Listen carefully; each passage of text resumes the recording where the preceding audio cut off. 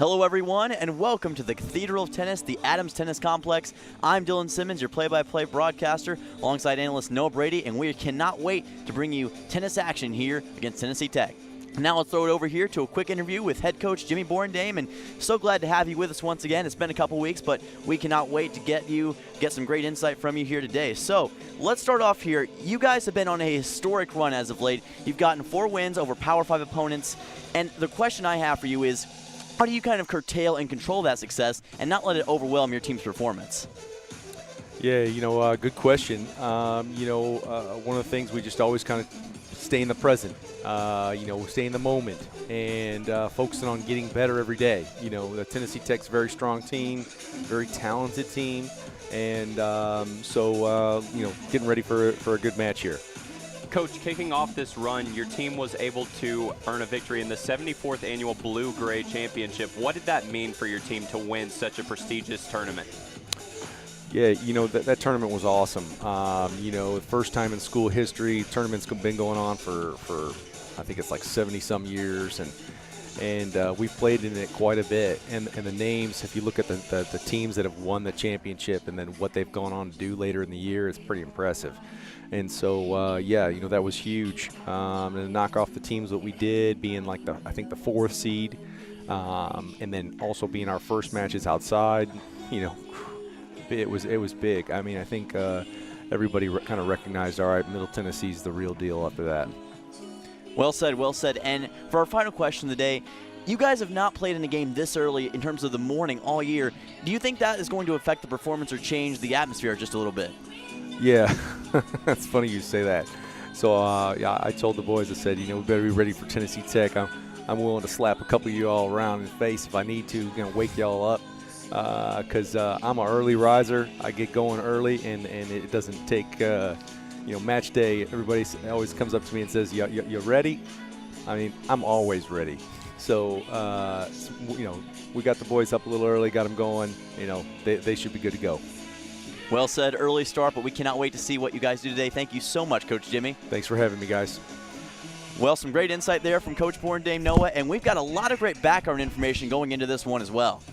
Absolutely. This is going to be the 8th match for Tennessee Tech all season long. They're 1-7 on the year coming into this one. They've had road trips against both Wake Forest and Mississippi State, so they've had a really strong schedule coming into this year and a really rough start.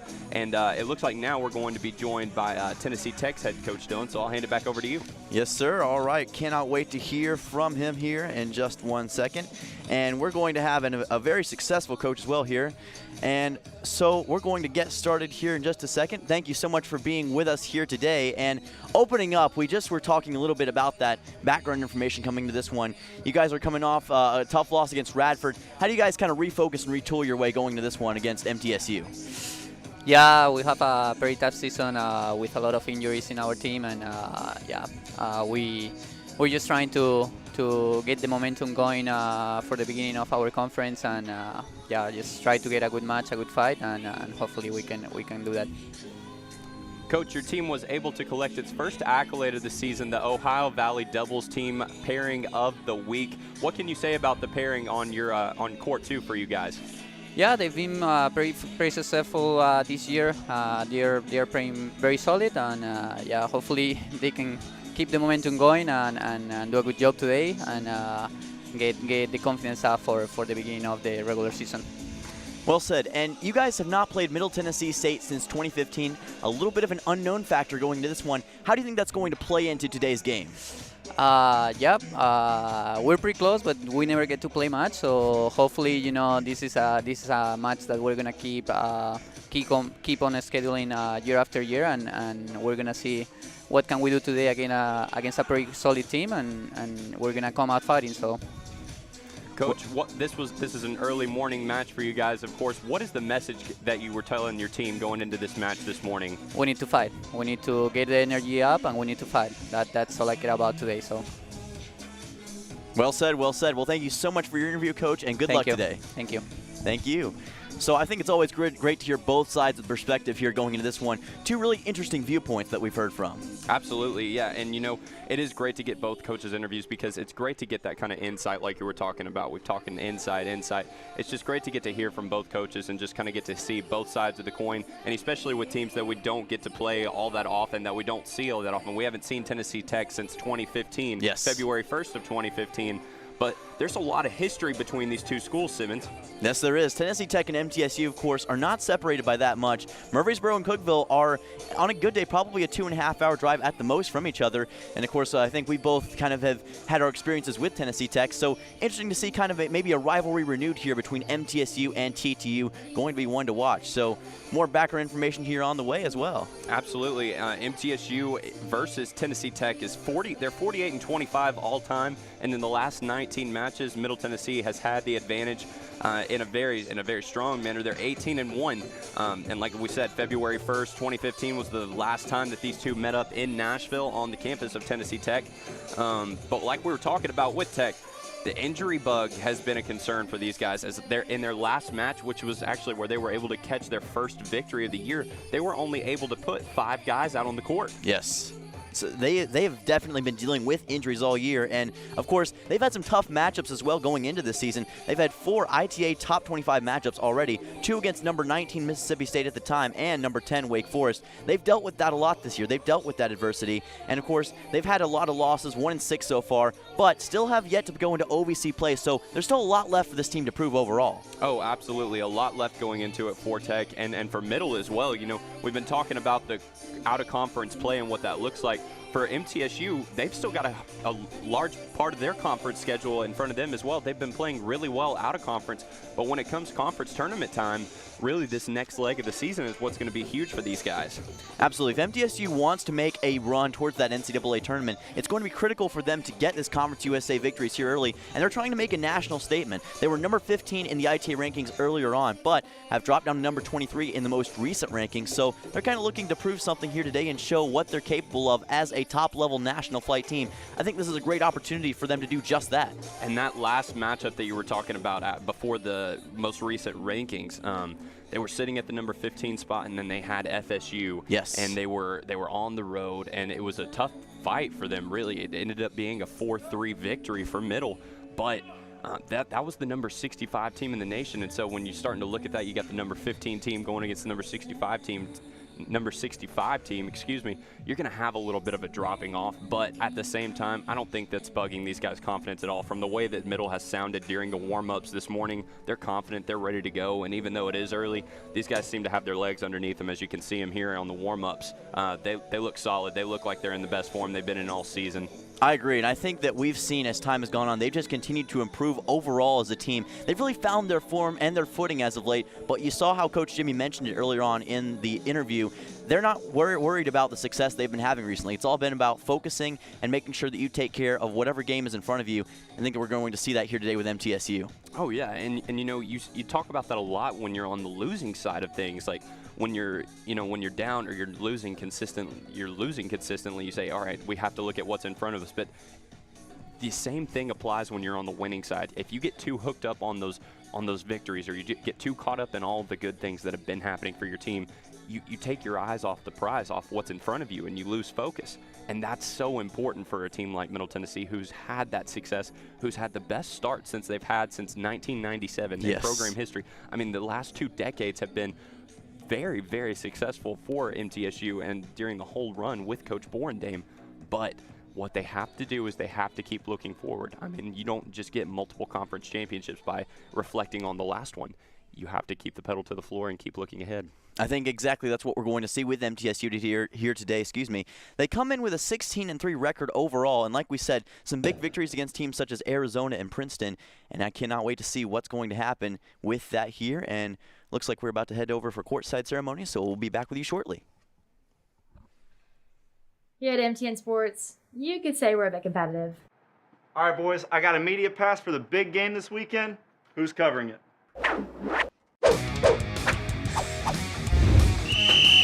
6 feet apart. Fight! 1, 2, 3, 4. Let me guess. Who's shooting this weekend? The funny thing is, I've got 2. I'm going to that game.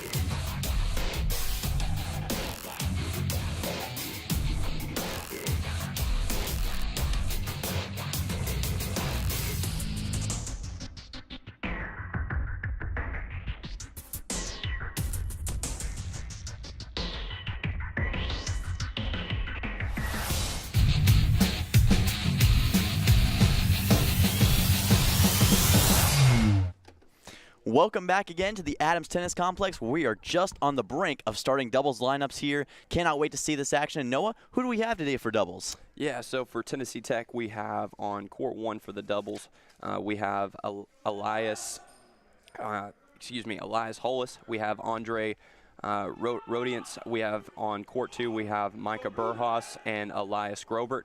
And then on court number 3, for doubles for Tennessee Tech, we have Sasagawa and then Vinciente. And then over on Middle Tennessee side for the doubles pairs, we have Francisco Rocha and Oscar Brostrom-Polson on court 1, Stein Schlump and Pavel Model on court number 2. And then on court number 3, we have Chris Edge and Stepan Hollis.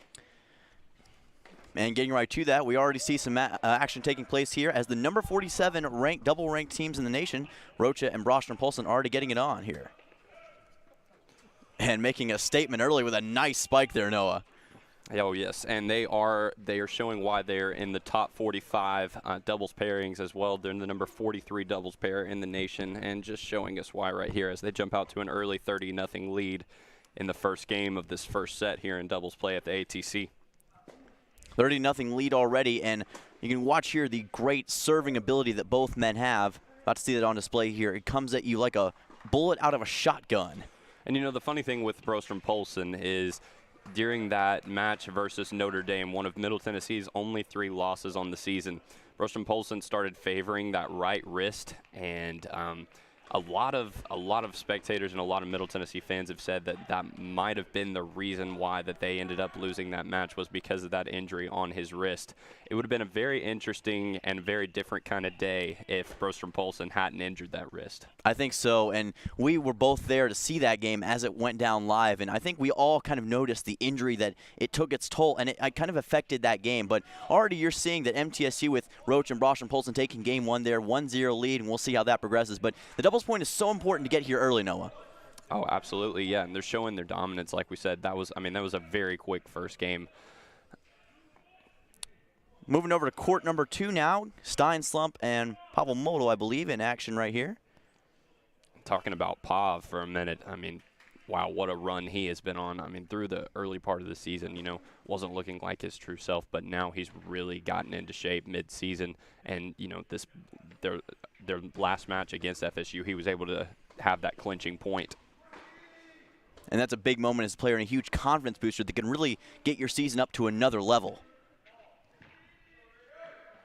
As that one looks like it fell inside the marks, so MTSU will add another point there. And I think you're already seeing MTSU starting to establish a tone here early. Oh, absolutely, and it's very important that they do so. Coach Jimmy was very clear in that he got his team up super early and wanted them to have the pedal to the floor very early. They're looking to have as much time to get ready for their second match of their doubleheader this afternoon to get this one out of the way in a hurry. That's a great point to make as well. They got to play Tennessee State almost directly after this too, so exhaustion could come into play there. It's actually going to be Bellarmine this afternoon at 2 p.m. Yep.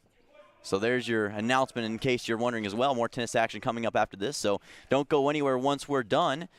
As for this one, though, MTSU already having some early success here, and we will see another serve coming up here for the Golden Eagles.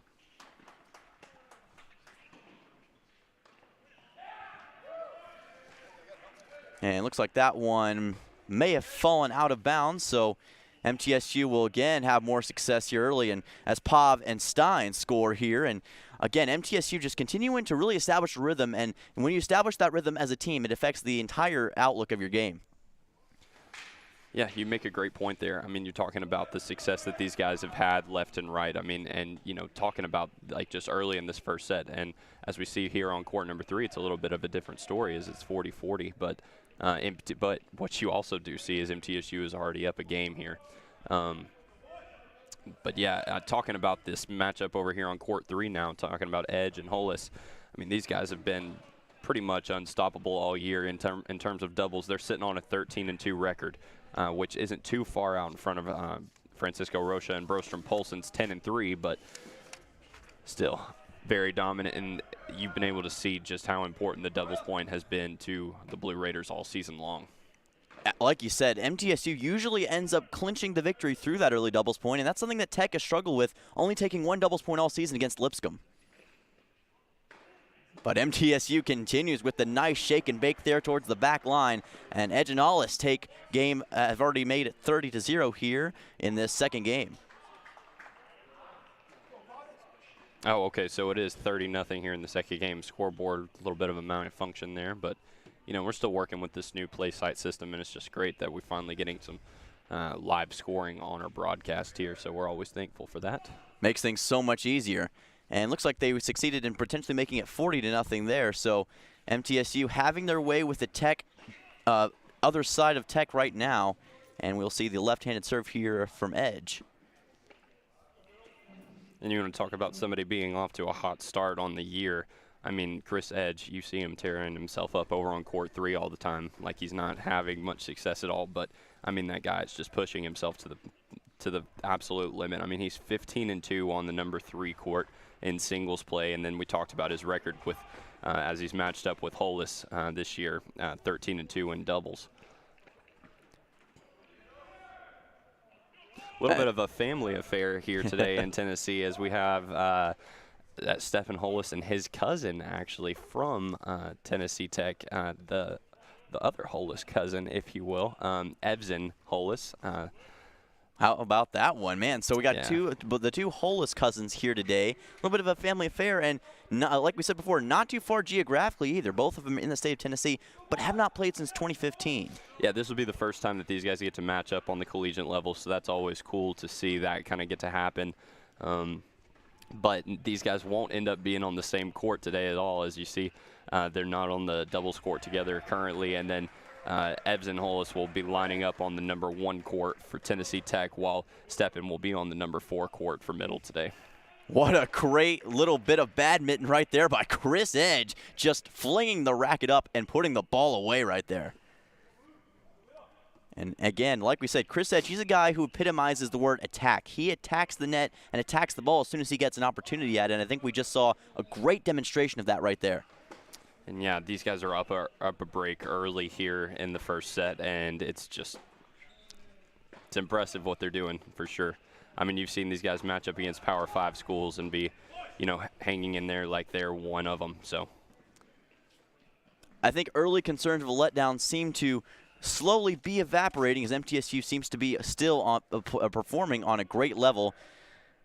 And nice slap of the hand there between those two, Edge and Hollis, who have really built great chemistry as a doubles team. Like we said, that rivals Rocha and Brostrom-Polson even at their peak. And we will see the serve here. Tech currently with possession, but facing a 2-0 deficit, down 30-0. In trouble of going down 3 games early here, and that's the position you don't want to be in, especially against this pair. No, they will absolutely attack that, and they smell blood in the water whenever it seems like a game's about to end. Quick to attack that.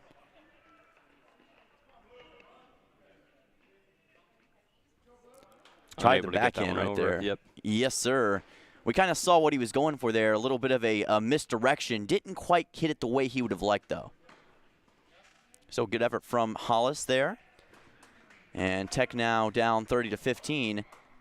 Chance to potentially make a comeback, and like we said, Tech struggled with the doubles point, so it would be absolutely huge if they could get it here early against MTSU. Absolutely, and this is the only court where Middle holds that 2-0 lead right now. They're split a game apiece over on courts 1 and 2. And now it should be 30-30 there as Tech gets another opportunity with the point. But MTSU, again, just going to have to retool and recollect their thoughts. Still an opportunity to make good on this situation. But like we said, Tech isn't a team that's going to go away easily, and there's no reason to underestimate them. They picked up the regular season OVC title last year, actually, so a team that has a lot of success in conference. And how about that? Just like that, after you finish that sentence, both Tennessee Tech courts 1 and 2 were able to go up a game, so now they're leading 2-1 on courts 1 and courts 2. Appreciate the compliments, I guess, giving them some confidence here.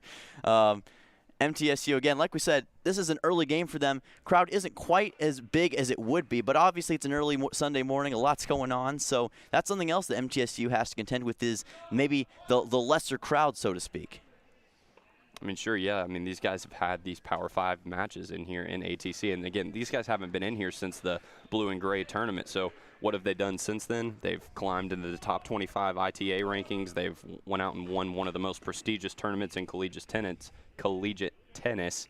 And then, also they've had 4 Power 5 victories to add to that impressive resume on the 2021-2022 campaign as well. And I think something interesting to ask as well is, do you think that now that MTSU is kind of the favorite in this affair, does it change how they play the game? Because I think recently they've been playing kind of the chip on their shoulder with something to prove. Do you think that now that they're kind of the favorites, does that change anything at all, really? Absolutely not. I think these guys are coming into it with that same kind of, like we talked about, like Coach Jimmy talked about as well, that pedal to the floor kind of mentality and really just keeping the hammer down. I mean, these guys are playing their best when they are the underdogs, and that's how they need to be looking at this the whole time. We'll see how that translates to the rest of the game, as they just dropped a game there, now 2-1 with Edge and Hollis. We'll see how that game develops. But so far I think we're seeing that Tech is a team that's persistent. They're not going away easily. They are not going away easily. And, what we read and what we talked about, they've got the Ohio Valley defending team doubles pair of the week. Excuse me, and you're looking at them right here on court number 2. And, these guys aren't going to go away easy, like you said. And it's just going to be interesting to see how Middle handles this early battle that they've seen from Tennessee Tech. Absolutely. Tech's gotten off to a sprinting start here and up again 2-1 on this nationally ranked pairing of Rocha and Brostrom-Polson. We'll see how Tech handles the barrage here. Yeah, we didn't see this one coming, did we? No, I don't think we saw this one coming at all. Usually Rocha, Brostrom-Polson, a team that can take care of business pretty quickly, but like we said, it's not to say that they're not going to. It's just, like they said, it's early. They haven't been in the ATC in a little while, and after coming off last weekend's matches, they just have to find their form. All they got to do is find their form. I mean, it's spring break, for crying out loud, for Middle Tennessee State. I mean, these guys might be getting off to a little bit of a slow start. They're just on vacation mind a little bit. They just got to get back in the zone here. MTSU still on spring break. Tech's just started as of late recently, so both teams kind of in that vacation mode. But for MTSU, and it's all business as of late, trying to get back into that form here. Oh, absolutely, and they're not going to have a problem with doing that. I mean, these guys are showing fight left and right on the doubles courts, but it'll be interesting to see what happens when we switch over to singles play. But even more interesting now is Hollis and Rhodia here for TTU, I should say, go up 3-1, and Middle's got to look to bounce back here. Yeah, this could quickly become something that was bad to worse if things are not taken care of here quickly. But I do trust that we'll see Francisco and Oscar take care of business. We'll see how that goes moving forward as the serve goes wide. And we will see Oscar get another opportunity here.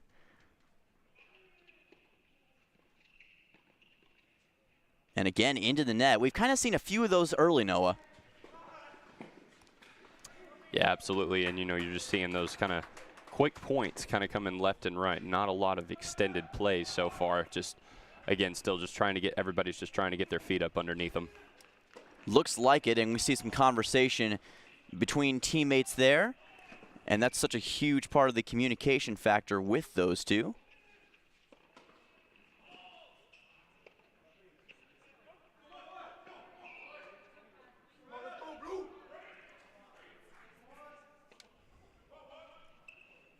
And again, into the net. So another MTSU hitback falls short here. Seems like I think that's been something, a bit of a concern for MTSU so far, is we've kind of seen some of these hits fall short, Noah. Oh, yeah. And, that's something that they really just have to find.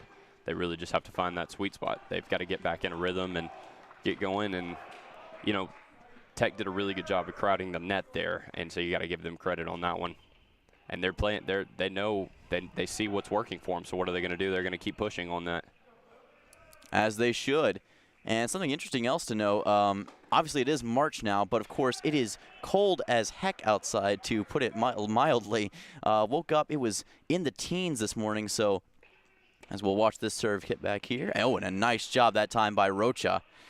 But like we said, it's very cold outside right now. We were maybe even expecting some outdoor games coming up soon, but that's been something else these players may not have expected. Yeah, it doesn't look like they're going to be moving outdoors anytime soon, at least while they're playing home matches here in Murfreesboro. But Coach Jimmy was talking about it in the pregame interview. MTSU was playing in their first outdoor matches and at the Blue and Gray tournament. And as we're looking at court number 1 here now, or excuse me, court number 2 here now for the doubles. yeah, they were able to, excuse me, able to obtain some victories on those initial outdoor matches of the season. And just really great to see, especially heading into the later part of March and April, as we'll start to see more of those matches kind of move out to the outdoor part of Adams Tennis Complex here in Murfreesboro. Well, as my mother would say, the buttercups are blooming right now, so there's a potential for snow on the way. But we think we've seen our last snow of the year. We'll see how that goes. But MTSU hopefully hoping to get some outdoor games here shortly.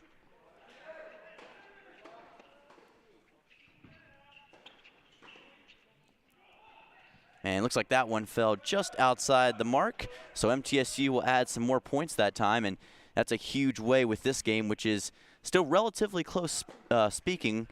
And we'll see how this one goes on. But MTSU with some positive success there. Absolutely, and an update for you on court number 3. It is now a 2-2 in that first set. It's a 2-2 affair, and again, we will only play one set here in doubles. So it really is just that first to 6 games.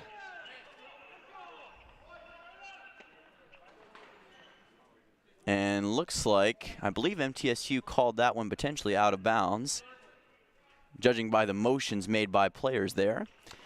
And you can see Coach Jimmy over there with his team just trying to figure out what's going on with these guys right now. I mean, they're down 1-3 early here, and again, just talking about the force to be reckoned with that Tennessee Tech is in the doubles. I mean, they've we talked about they haven't had a lot of early success. They've had a very tough schedule coming into this one. I mean, don't let that record fool you. I mean, these guys, I mean, when it comes to these tough road trips that we played, I mean, or that Tennessee Tech has played, I should say, I mean, they haven't had it. They haven't had it peaches and cream for sure. But yeah, we're starting to see how much of a force they are to be reckoned with here this morning. well said. And as the adage has been stated in the past, don't judge a book by its cover. Like you said, this Tech team has a lot of great talent around them and have had a lot of success overall, have won multiple OVC championships as of late, and have even made some NCAA tournament appearances. So they are not a team to be taken lightly. Definitely, and even with that going against them, wow, what a shot there, up close. And with that going against them, but then also injury-wise, I mean, these guys were, like we talked about earlier, they were only able to put 5 guys out on the court last week, and that is, you talk about going in shorthanded, you absolutely are. They've been going in and dealing with shorthandedness all season, but so far are finding their footing here in the Adams Tennis Complex. Yep, still looking at a 1-3 score here in favor of Tech. Over on court number 1, we're looking at a 3-2 Tennessee Tech lead, and then still a even 2-2 affair over on court number 3 with Hollis and Edge. And like you said, a bit of a stunner so far here. MTSU is either behind or tied in all matchups right now. So a bit of an unfamiliar position. MTSU is going to have to play from behind. But what did we just talk about? They like being the underdog, right? That's true. They That's play true. their best when they're in a pinch, and that's where they are right now. So we'll see if they can turn it on right here. Just like that. That's the way you do it right there. Perfect shot that time. And like you said, much like the college student procrastinating the essay at the end of the semester, MTSU plays really well when up against pressure. And we'll see if they can get into that form here as time progresses forward. But I think, like we said, we've seen this play out in a lot of games that we've covered this season. MTSU really pulls it through in crunch time, even when things may not look as good.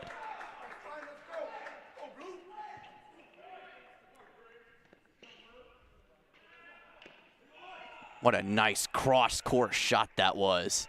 Yeah, and you'll see that from Stein. I mean, he's just really found his form as of late, and really, it's no surprise to see him performing at that level and hitting those kinds of shots cross court, like you said.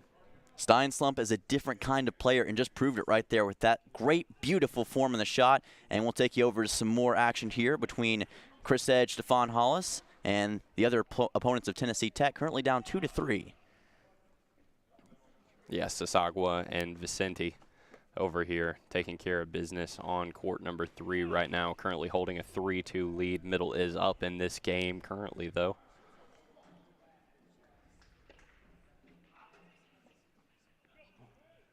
And looks like that one's going to be a little long. Yes, just a little bit long out of bounds. Tough to tell from our angle, but ruled out of bounds, so that will help out Edge and Hollis here. And we discussed how Chris Edge, almost like a perfectionist, he demands the best out of every performance, as that one will go wide. But this is a guy who does not like to make mistakes, and he looks for every best possible scenario on every play. And I'm sure he'll be happy with that result there, as that will make it 40-0 MTSU. And this will really help them potentially make it a 3-3 game, which is just the direction they need.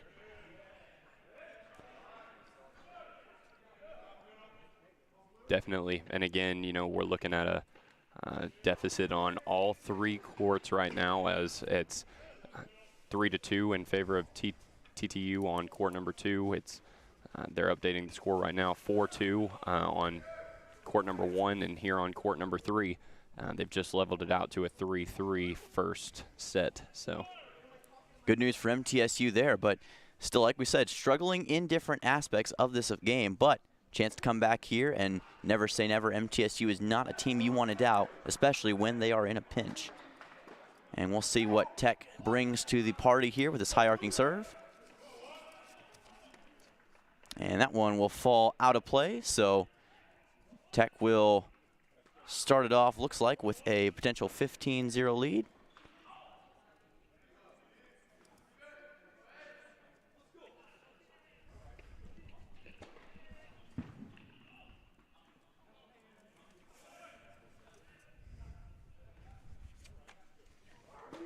And now we're going to see Tech with another opportunity here, but already taking a 30-0 lead. Yeah, like we talked about, these are kind of happening really fast. These points are not very hard to come by right now for either side, but it just seems like it's going in TTU's favor at the moment. But again, that can change very quickly. A lot of these are 50-50 balls that are either going into the net that we're kind of beating ourselves up with, or, you know, it's just TTU putting it in the right place at the right time, as you can see there from Saskagua. Yes, indeed. So, again, Tech really having their way with Edge and Hollis right now, up 40-0 in the latest scoring. But like you said, really right place, right time.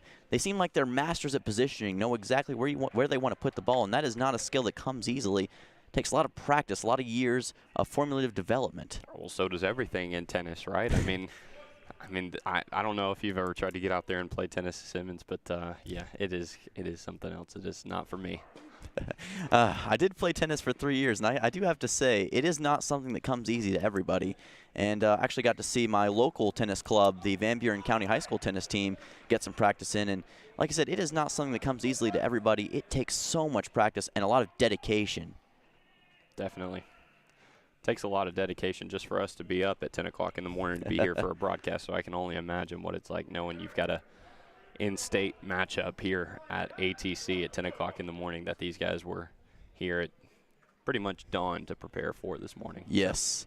And it's a lot more as well than just the form even. It's also about keeping up your great conditioning, making sure that your body is where it needs to be, and finding a way to have the cardio to make these sorts of long marathon performances. And that's a great way to show it right there, as Chris Edge pretty much batted it there at the Tech player's foot. Yeah, you can see how bad they want this 7th game of the set, right? I mean, 3-3. Now you're looking at a deciding point here. 40-40, 3-3. It's level in all regards right here going into this one. They need this, and they need it bad, as they're still down over on court number 1, now trailing 5-2. So pretty big deficit over there, but they've been able to level it out on court number 2, as now it's a 3-3 score over there as well. And again, in doubles play, it's one set, first 1-6. So. And that one falls out of play, so MTSU will take a 4-3 lead there. Nice job by Edge and Hollis, and that can be a huge paradigm shift here as this one progresses forward. Oh, absolutely, and it will be, as now they're going into this 8th game of the set. Wow, didn't think we were going to be saying that this morning. But they've got to they're going into this 8th game with the advantages. Now we're going to go over to court number 2 and check in on Stein and Pavel for the Raiders. Stein and Pavel currently in the middle of their contest, currently facing a 3-3 tie, trying to get this one back where they need it to be. And we saw the last time we were here, Stein with that great cross-court play that got him and MTSU another point. Yeah, and he's been known to do that a time or two when the lights are brightest even. So here today, early this morning, I'm not expecting anything different. Would not expect anything different from the dynamic Stein slump. And Tech going to try to handle that, but with a nice play there as we just cut away. And we'll see what Tech has to bring here at the moment. Going back here for another opportunity to serve. And again, for Tech, we're looking at Micah Burhos and Elias Grobert. Yes. Here for these guys, and these guys have been very, very successful as of late. They had a great weekend last weekend, and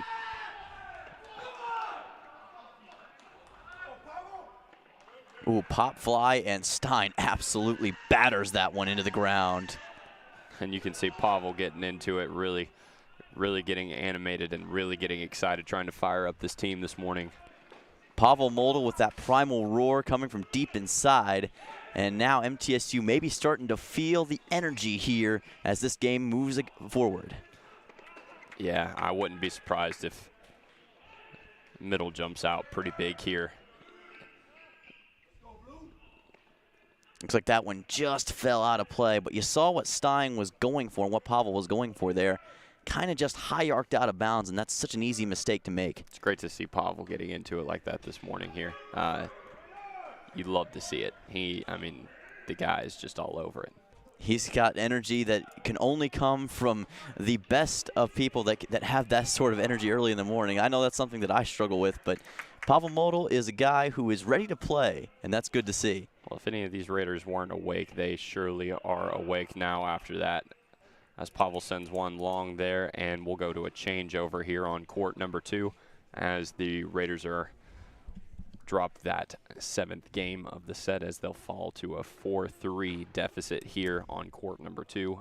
Checking in on court number 3 again, though, as we're looking at a 5-3 Raider lead currently as the game is underway here. Yes, we are. Again, Edge and Hollis in this one, up 5-3, and they've really turned this game around considering where it was, down 2-3 at one point early on, but have won 3 straight, an opportunity to shut the forbidden door on this game. And talk about shutting the door. I mean, Tech over on court number 1 was just able to capture the victory. So Middle finds himself down, trailing 1-0 here in doubles play, and they're going to need both courts 2 and 3 in order to capitalize on getting this doubles point. Well, MTSU now currently facing deep water, trying not to drown. Oh, wow, what a sidearm shot that was that time by Tennessee Tech. Just flung it towards the side. Yeah, here in just a moment, we're going to bring it back to us, and then we'll be able to switch into a split screen view of the 2 remaining courts here as we know how, excuse me, how desperate it is for Middle Tennessee to capture both of these courts to get the doubles point for these guys. But gosh, how big of a momentum swing would it be for Tennessee Tech to get this point here early on in Raider country? Absolutely, and imagine the confidence and the momentum that would give Tech as well. Kind of a shocker here, potentially getting the doubles point. For MTSU, like we said, they're in the position where they have to perform and they have to get the 2 remaining victories to take the early doubles point and really take momentum in this one. Definitely, yep. Doubles point now with both courts on display. We're going to figure out the results here in just a moment. Yeah, and you got court 3 and a changeover on your left side of your screen with Edge and Hollis, and then over on the right side of your screen with Pavel and Stein on the top right of your screen. Edge and Hollis closest to the screen on the left side, while Pavel and Stein from the far point on the screen on the right side. Reminder, if one needed, again, MTSU needs to claim both of these games to get the doubles point.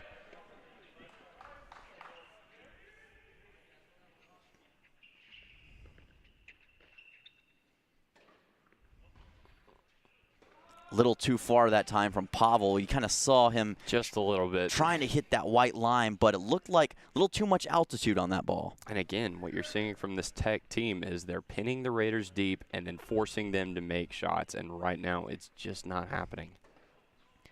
The accuracy factor does not appear to be where it needs to be for MTSU.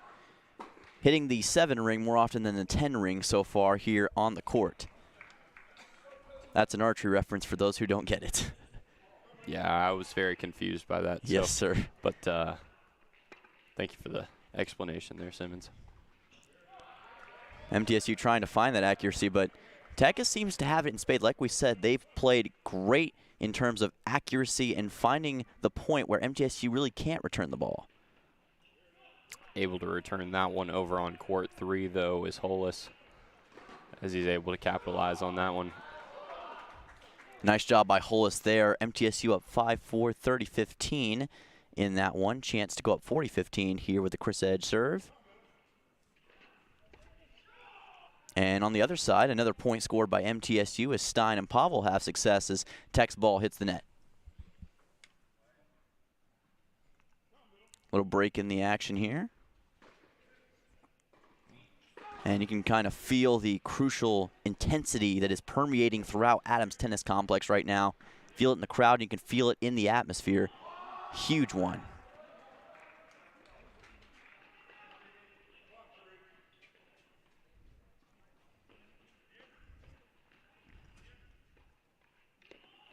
Just a little bit long there from Hollis. Yeah, just a little bit longer that time. And, you know, Noah, something else to talk about. With doubles, you have more space to work with as well. MTSU usually used to kind of having that accuracy. They want to try to point for something as that ball flies into the air. What a play by Stein. Great play there. Yeah, and like you said, you know, what's been huge for middle it has been, like we talked about, getting behind and then able to capitalize and recapture that energy. And, you know, that's kind of why you see what you saw earlier from Pavel as he was trying to, you know, fire up this team. And really the energy that these guys play with are something that carries them and can make up for, compensate for, you know, not matching up with individuals or with doubles pairs like they would like to. But here today, what you've seen is really just Tech be able to keep the pedal down, and, you know, as they've crowded the net, or even as they've, you know, drawn back behind the white line, they've been able to put shots where they've needed to, and they've been able to, you know, make middle play their game. I think a good way to put it is they're making MT sweat right now trying to chase these balls down. And meanwhile, by the way, as we were talking, on the left side, Edge and Hollis now tied 5-5 in their doubles matchup, which again means that this is going to be for all the marbles here coming up shortly. And on the right side, we see the Tech serve swat into the net. And you can see how far MTSU is playing back with Edge and Hollis right now. Yeah, so we're looking at a 4-4 set on the right and then a 5-5 on the left side of your screen here with Edge and Hollis. Well, to make a pun here, can MTSU wake up in terms of finishing things off in time, as we've been talking about that exhaustion? But it is a real thing, and of course, as all of you know watching at home, when you're that tired early in the morning, it is not easy to find that form sometimes. Sometimes it takes a little bit just to get woken up. It's not only a physical aspect, it's a mental aspect as well.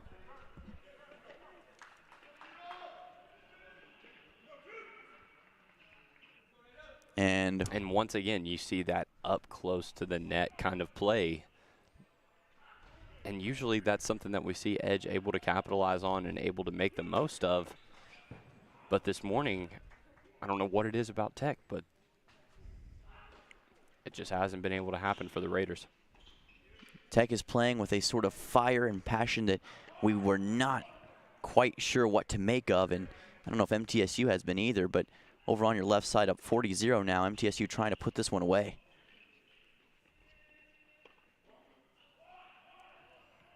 And just a little bit wide there, so we'll have to be delayed just a little bit longer.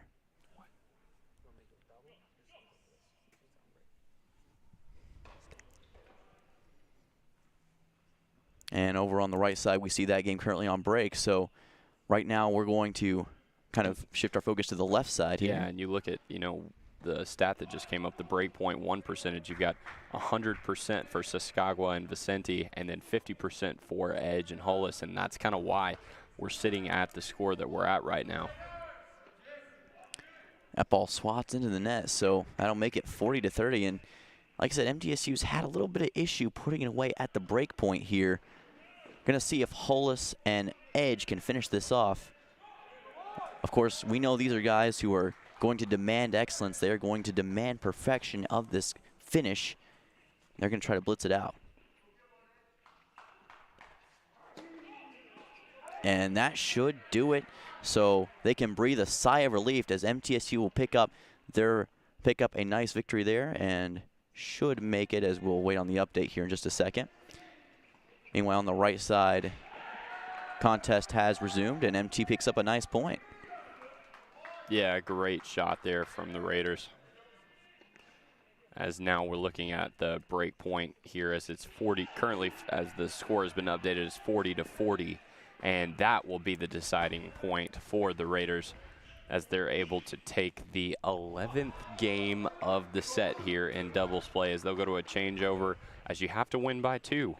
As you have to win by 2 games in doubles play. So, yes, they jump out to that 6-5 victory, and that usually would be enough if Tech had not already gotten up to that 5-game mark. But as you can see, 32 points won for the Raiders to 29 for Tennessee Tech, as it has been back and forth all morning long for these guys. Absolutely. I think we can kind of see both teams seem to have equal returns with each of their punches, always able to answer back in kind. And on the right side of your screen with Stein and Pavel, they are in trouble right now as they're currently trailing 5-4 here. So they really are looking for a similar situation as what we just saw in Court 3, to where they can send it to that 11th game of the set. And if they lose, it won't matter what Edge and Hollis can do, or Hollis, excuse me. It's going to be over for MTSU as far as the doubles point is concerned. So yeah, they'll fall to a 1-0 deficit going into singles play, which is not the position they were wanting to be in this morning. Nice job that time, though, by Pavel. He just kind of sidearmed it into the corner. Love to see it. Yeah, and that's a great sign for these guys as they're able to, anything that we can get confidence boost-wise up near the net right now is exactly what these Raiders need. Edge and Hollis now taking a 40-0 lead on the side, so chance to close that one out. And then on the other side, Pavel just spikes it into the ground like Rob Gronkowski.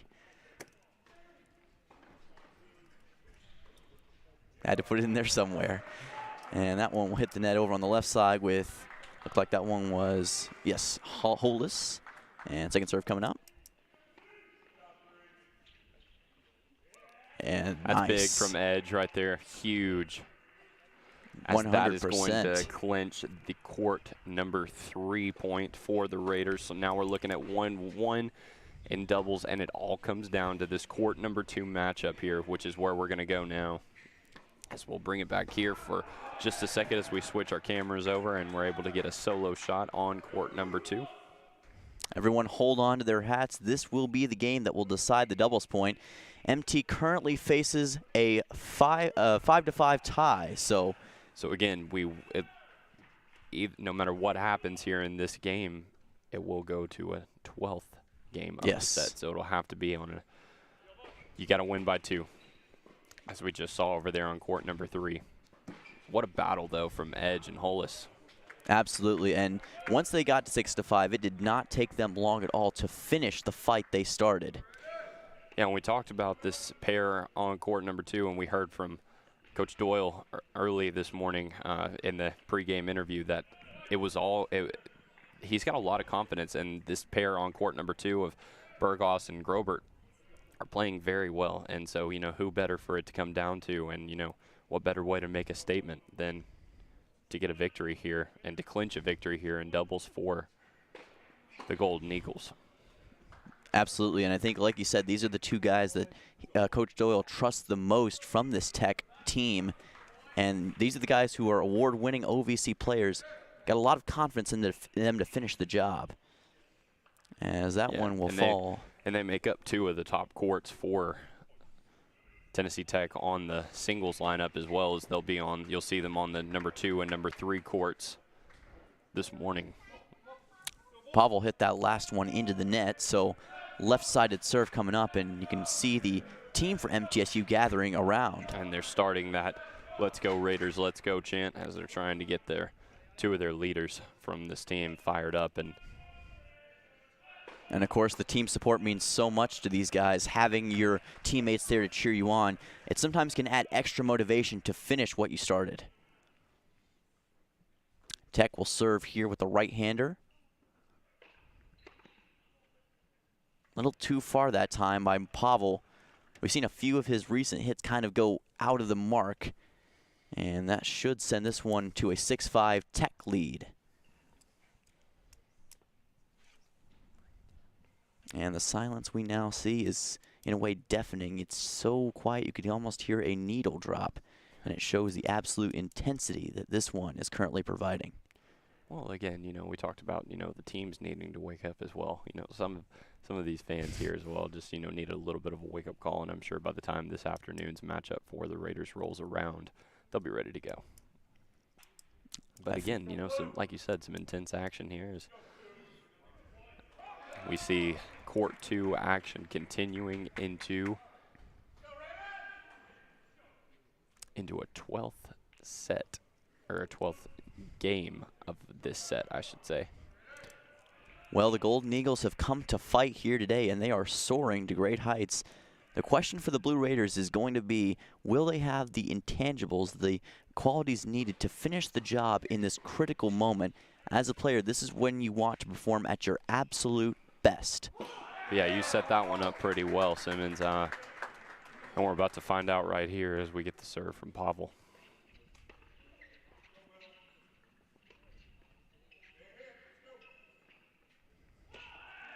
Nicely done that time by Pavel. Able to place that one in the perfect spot. Again, that's what Tech's made these guys do all morning long. And, it's been back and forth, and that's why you've seen these go close, is because you've had a lot of 50-50 balls.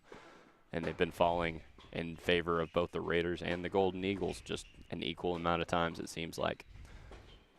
We saw Pavel had some issues with that in the 11th game. Great to see him find form here with that shot. Let's see how this next serve goes. And, it's huge for these guys having Coach Jimmy over on their bench.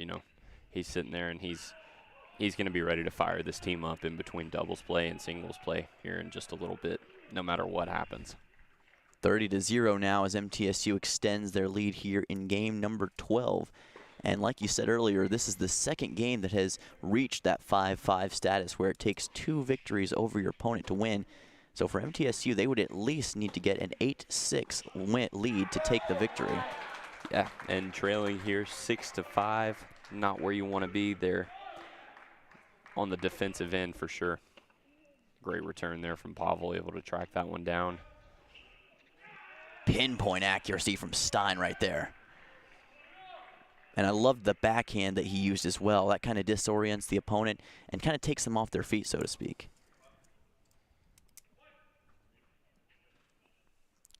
We see Tennessee Tech getting a talking to from the coach. And like you said, much like Coach Jimmy, just trying to get them in the right mindset here.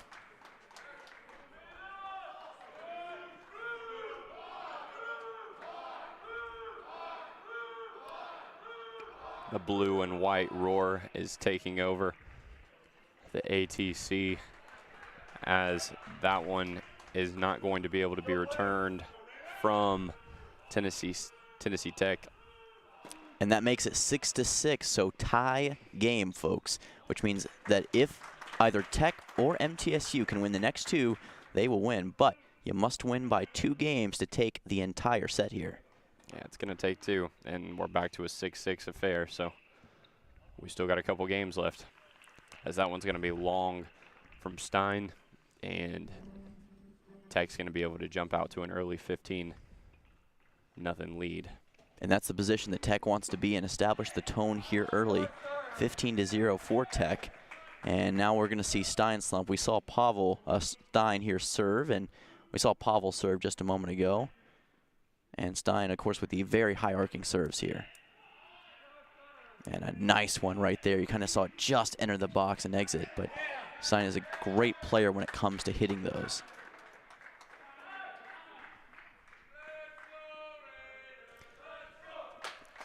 Between the 3 doubles courts this morning, we've already seen 32 games of tennis. Wow. Did not think we were going to get up to that total this morning, but here we are, 32 games in and looking to close it out here on court number 2. Yeah, overall, this may be one of the longest doubles matchups that MT has had all season. So that's something that they probably were not expecting either. But sometimes it takes that marathon performance to get the job done.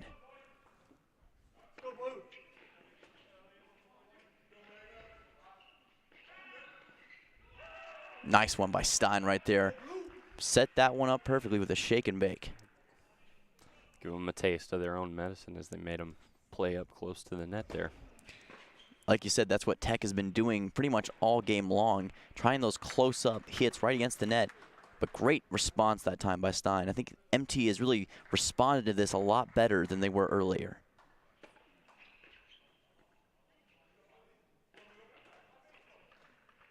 And looks like that one was in.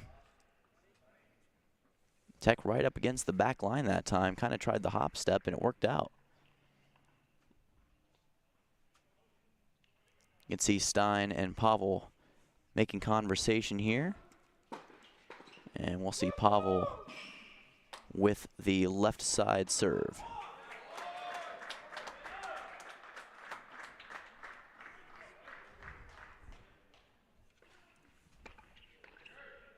There it is. And the emphatic spike by Pavel that time, set up beautifully by the Stein shot. That was both players coming together perfectly, I think. Oh, absolutely. And like you were talking about, the 1-2 punch that these two bring. Perfect coordination there.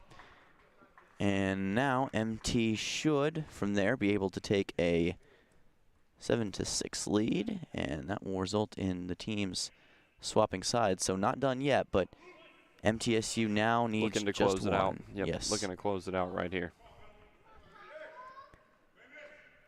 And for MTSU now, it's going to be all about finishing what you started.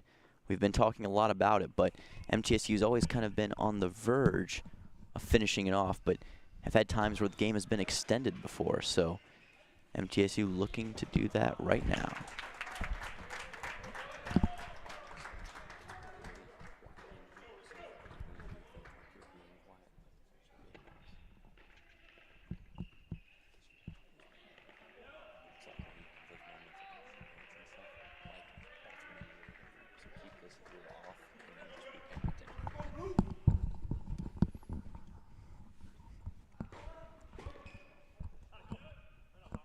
As we rejoin the action here,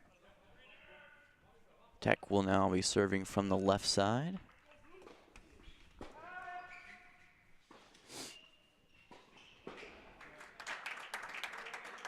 And now second serve coming up as the first serve missed its mark.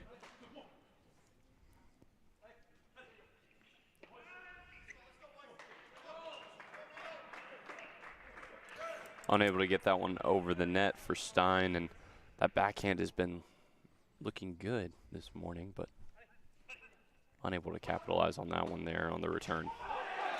Yeah, Stein typically really dangerous with that backhanded weapon, but unable to really capitalize that time. Still an opportunity here. High arcing serve.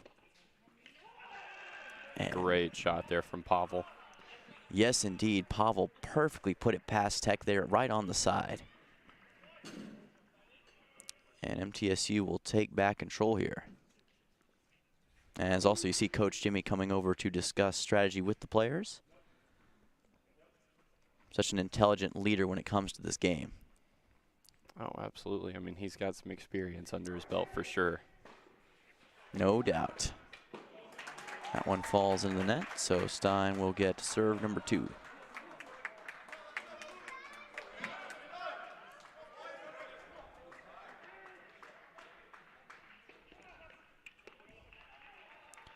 And Tech again able to just cross-court it and put it in a position where MTSU could do nothing about it. And that was that close-up shot again, Noah.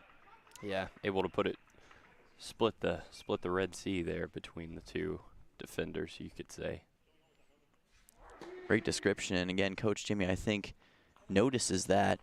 Probably going to discuss that with Stein and Pavel as well. And like we said, so much goes into this, folks. It's also about film study, research. And you can bet they've been doing that here. Stein with a second chance here.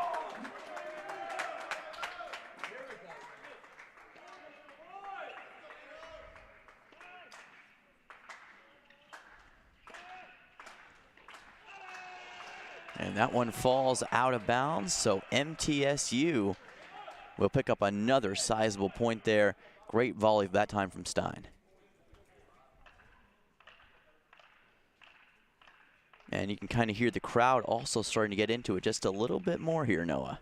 Oh, definitely, yeah. The applause is getting a little bit louder as each point becomes more and more important, but then also, you know, the middle players over on the court number 1 cheering on their guys. They are starting to understand, well, or continuing to understand just how important this game is going into the singles play later this morning. Adams Tennis Complex is currently being electrified, and it's about to get even more crazy.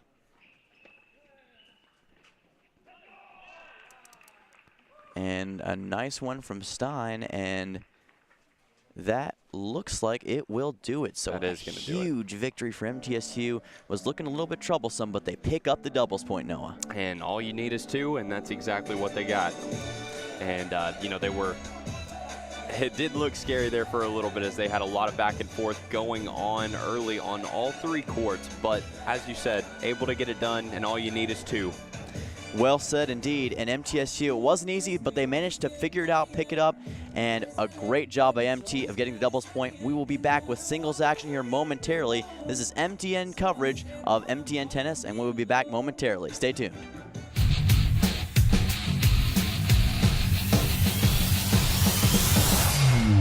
Here at MTN Sports, you could say we're a bit competitive. All right, boys, I got a media pass for the big game this weekend. Who's covering it?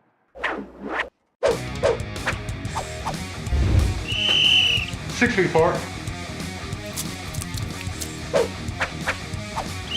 Fight!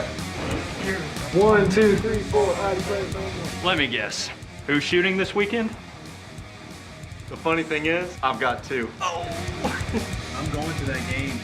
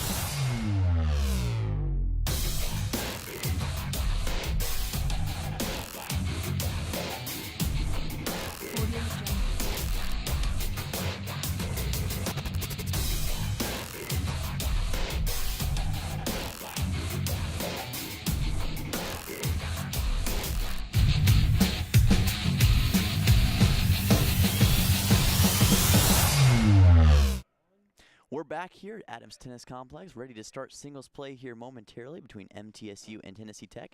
Noah, what are our singles matchups here today? Yeah, so for Tennessee Tech and for the Blue Raiders lining up here on court number 1, we're going to have Stein Slump matching up against Hollis over on court number 1. On court number 2, Francisco Rocha taking on Burgos. On court number 3, Chris Edge taking on Grubert. On court number 4, Steppen Hollis taking on Rhodia. And on court number 5, we have Oscar Broster-Polson taking on Vicente. And then finally on court number 6, Pavel Modal taking on Jessicawa for the Golden Eagles, as now we're looking at court number 1 with Stein Slump and Hollis of the Golden Eagles, as MTSU, as we looked at before the break, took the 1-0 lead after capturing a very dramatic doubles point. Absolutely, it was a dogfight for MTSU, and we'll see here more singles action. Nice job that time by Stein, but like you said, it was not an easy victory for MTSU, as they had to fight for everything they had to get that doubles point, and got a couple of crucial victories there right at the end that led to that doubles point victory. Yeah, and you know, that's kind of going to be the mentality, and I expect that's what we're going to hear from Coach Jimmy following the match today, is that, you know, it only takes 2, and that's what they got. That's what they were able to. It was a dogfight, but they were able to get it. And at the end of the day, when you look back at the score column, it's going to say we got 2 and they got 1, and that was all you needed to get the doubles point. Well, there's the guy who played a part in that, Stein Slump, as he teamed with Pavel Modal and is currently holding a 40-30 lead. But like we said, a Hollis, and again, he's the cousin of Stefan Hollis here from MTSU. So like we said earlier, a bit of a family affair. There will be no Hollis matchup today. But they'll definitely be keeping an eye on each other's score columns. I guarantee it. I agree, and I think family one-upsmanship, you kind of want to outdo someone you're related to. You want to show you're the better man in that instance, so I'm sure we'll see a little bit of competitiveness from those two. And right now, Hollis managing to make it a 40-40 game. This means this will be the deciding point. And it looks like Hollis will take it there. So that one's going to go in favor of Tech early, and that's an early victory for Hollis over on court number 1, as he's able to set the tone early against Stein Schlump. Yeah, kind of a Groundhog Day repetition here, as MTSU faced an early deficit there in doubles games as well, and now Stein down 1-0. Over on court number 2, though, Francisco Rocha trying to go ahead and bounce back from that early doubles defeat that he and Broström-Poulsen suffered first thing this morning. And a very good doubles team as that, and looks like Francisco will take the 1-0 victory there. So huge early on, but like you said, a bit of an upset there for the nationally ranked number 43 team in the nation. Definitely, and we talked about playing with pace, and you look at just how quick these singles games early on are going, just how quickly they're progressing, and you know, that's something that we haven't seen a lot of out of the Blue Raiders, is we haven't seen a lot of them playing with pace, especially as of late, you know, with these big Power 5 matchups at the Blue and Gray tournament.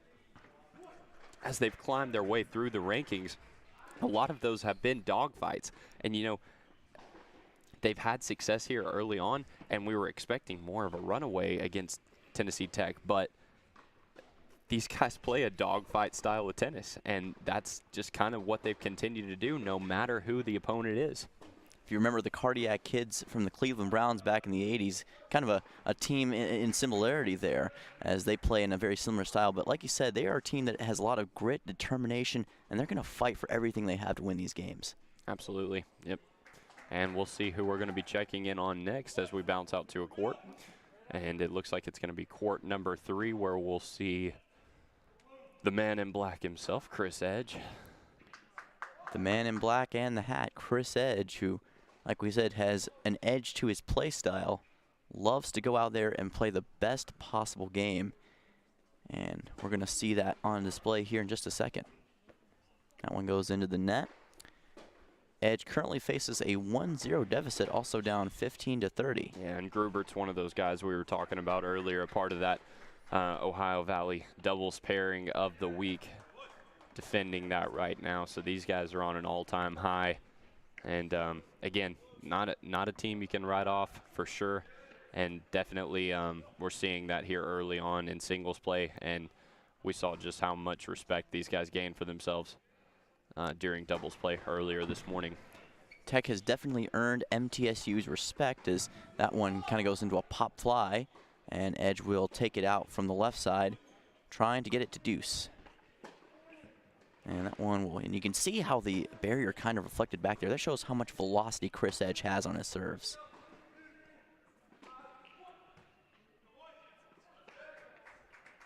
And a bit of a mistake there, a little too, not enough on that hit, and that'll make it 2-0. Not able to get it up and over, and we've kind of seen that as a trend consistently from Middle Tennessee this morning, as you know, whether they've been up close or even pretty pinned back deep. Just unable to find their spots this morning. That's been the struggle for MTSU here earlier, like you said, trying to find that accurate hitting ability. Sometimes it takes a little bit to find that in full.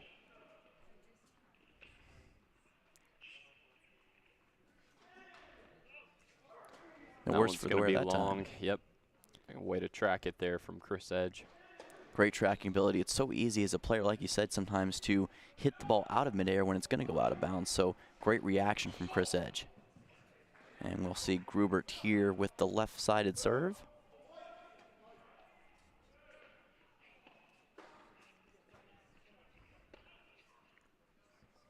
That one will fall out of play, and you kind of heard the sigh from Chris Edge that time.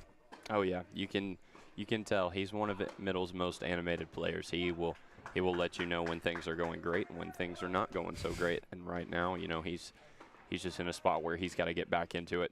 He's got to find his groove like he did in the doubles play. That one falls into the net, almost a let there, but Tech will not get another opportunity except for the second serve here. And you can kind of see how far back Chris Edge likes to play these serves. Standing way back behind the back line. Yeah, but he'll creep up as the serve comes in, and you know, you'll see as he's trying to sling it over on that forehand. And once again, just he had the right idea, just playing it up close and shallow, but unable to get enough height on that one. Tried the scoop play with the ball, trying to just crease it over the net. Not enough velocity for Chris Edge on that one. Yeah, and he's currently trailing 2-0 here in the first set, so down a break early. Update for you on court number 1. Stein Slump has been able to battle back, and he is now in a 1-1 affair over on court number 1. And that is the same case right next door on court number 5 as well. And the same thing is going on courts number 4 and 6 as well. So we're seeing 2-0 affairs on courts 2 and 3. On court number 2, that's in favor of Middle Tennessee. And on court number 3, as we see here, that's in favor of the Golden Eagles. Pinpoint accuracy by Chris Edge on that last play, just able to put it into the corner pocket and make it a 30-30 affair. Tech will get the next opportunity to serve, but like you said, Chris Edge is a player who kind of creeps up on the line as it comes forward, and he plays the first and second serve very differently.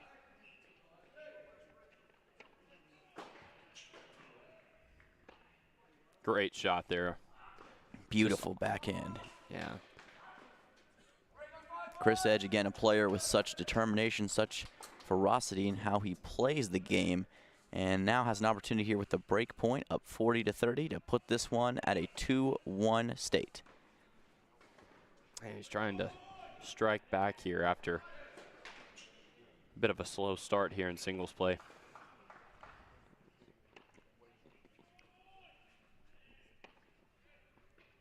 You just hear the pop on the ball after every shot, and he's going to be able to capture the break point there.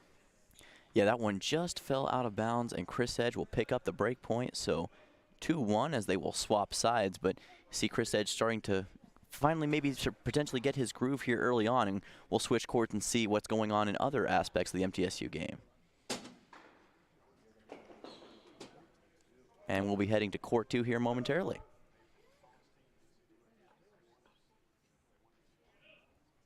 As Francisco Rocha currently is nursing a 3-0 lead over Berghaus. Yeah, this looks a little bit more like the Francisco Rocha we know and love. As earlier, he and Brostrom Polson took a deficit and were unable to come back in doubles play early, but now Francisco Rocha is looking like he's in his true form.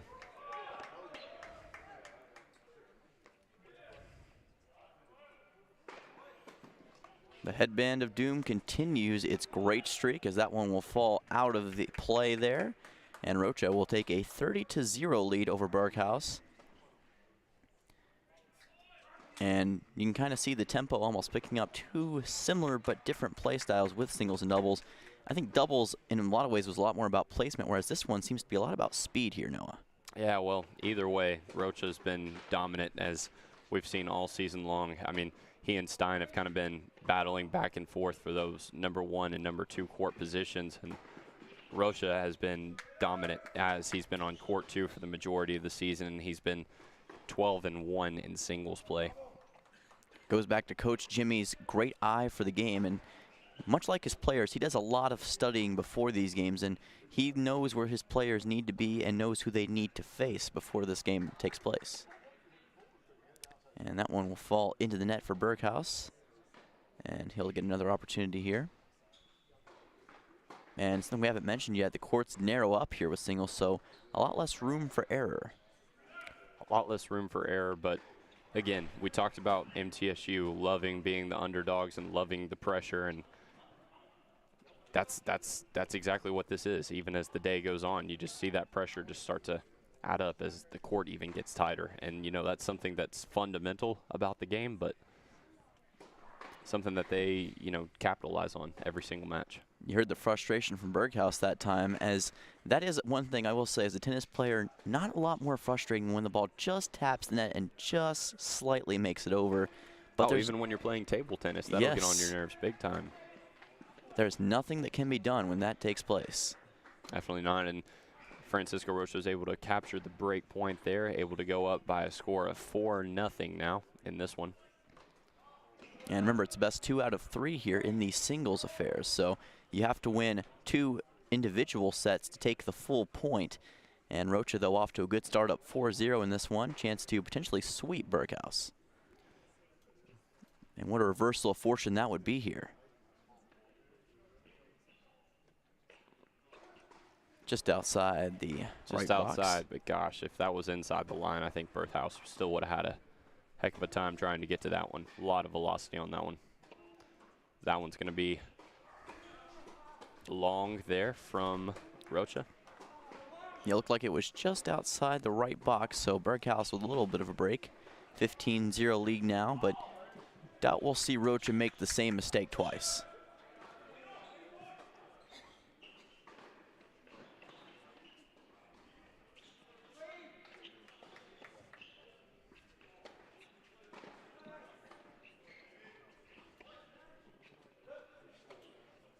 That one's going to be a little long there from Berghaus, as now that'll tie up this affair here in the 5th game of the first set, 15 all. And when they are long, they are not long by a lot. It really is a game of inches, as it takes so little. And that one will fall out of play. So another example of that there. Yes, indeed. Only takes a little bit. Rocha with the high arcing serve.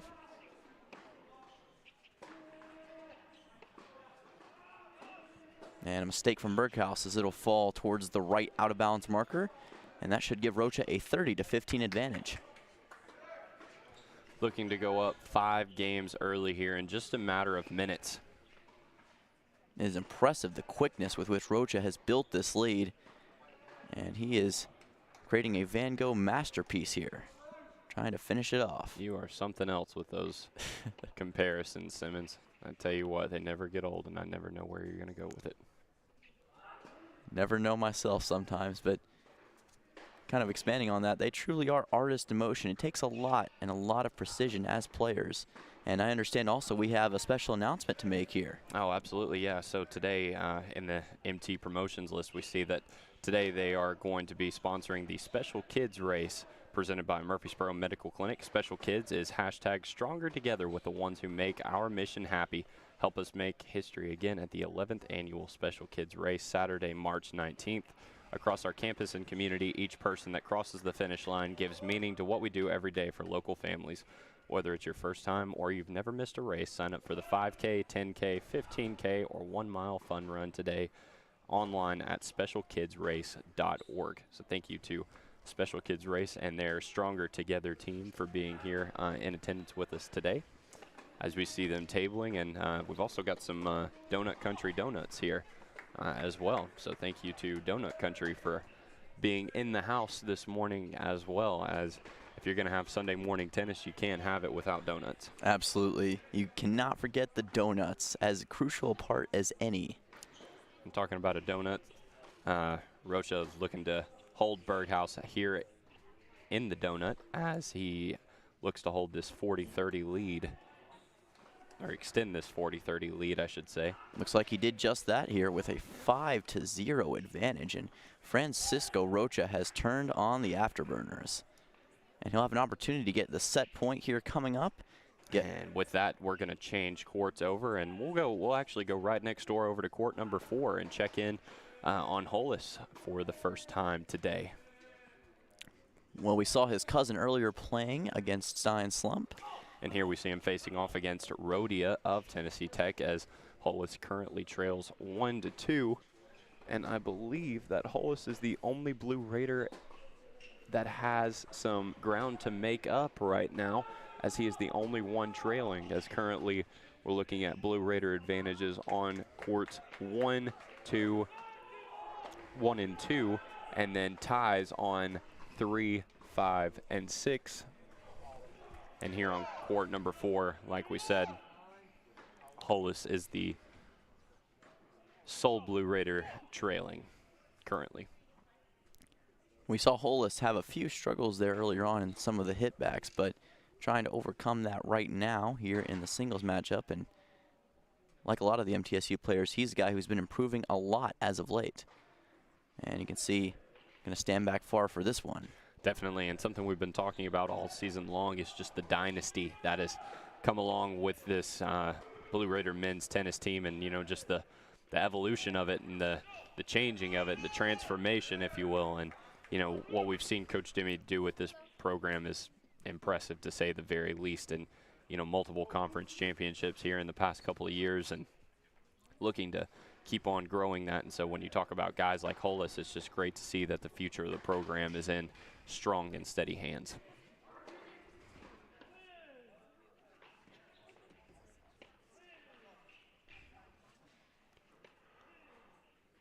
Looks like that one just fell out for Hollis that time, as we saw it just go over the white line. But something else we haven't mentioned, MTSU so dominant here, of course, at the Adams Tennis Complex. Historic run that they've had here as of late. And we will see the serve here from Rodea.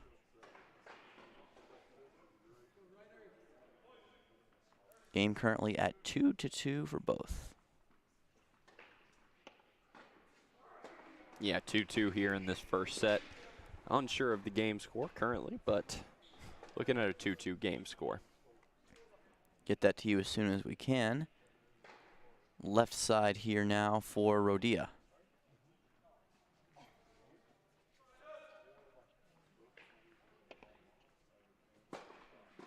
And looks like that one is going to fall to the wrong side. So we've seen Hollis kind of miss-hit, so to speak, or misfire on a couple of these last couple hits. One going to the right side, one falling a little bit short of the net. And give credit to Rodea for Tennessee Tech, as he's been able to, again, just he's done his homework. He's scouted out where to place some of these tennis balls. Knows exactly where he wants to put it. And it's giving Hollis a little bit of trouble on his feet here.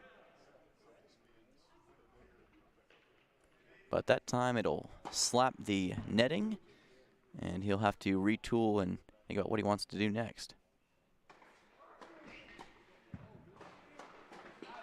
And Hollis will make a voyage over towards the left side now. With a little bit of a break in the action here, we're going to come back to our MTN Sports broadcast booth before we change courts.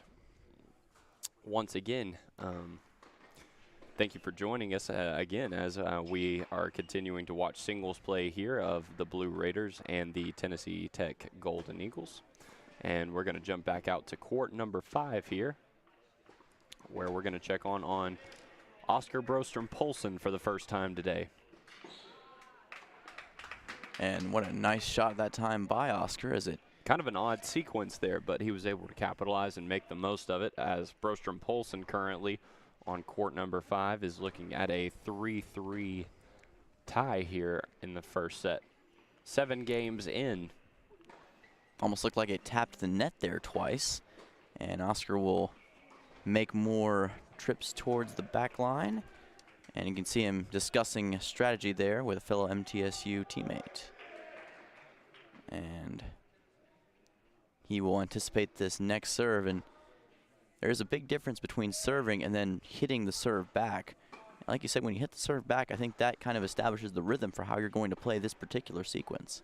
Oh, absolutely. You get into the differences between serving and returning, and yeah, it's 2 completely different types of play styles. You know, you'll see Brostrom-Polson as he's kind of playing back on this white line right now, but then he'll creep up and he slings that one across, but on the backhand there, and it's great to see that backhand at full strength for sure from Brostrom-Polson, as we talked about that wrist injury from earlier this season, but just got to get that one straightened out in between the white lines. Sort of debilitating against Notre Dame, but it looks like he's back at full strength with that backhand. Rolls that one out. And again, backhands are hitbacks that are so much harder in terms of accuracy as well. So we'll be watching for that. As opposed to the forehand. Yeah, you're absolutely right.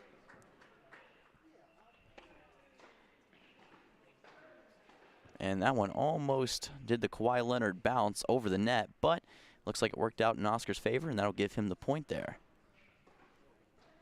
So Tech will get a quick serve coming up here. And again, this is Vicente here, and he's going to go for the left side. Left-handed server here, so a little bit of a different strategy for Oscar.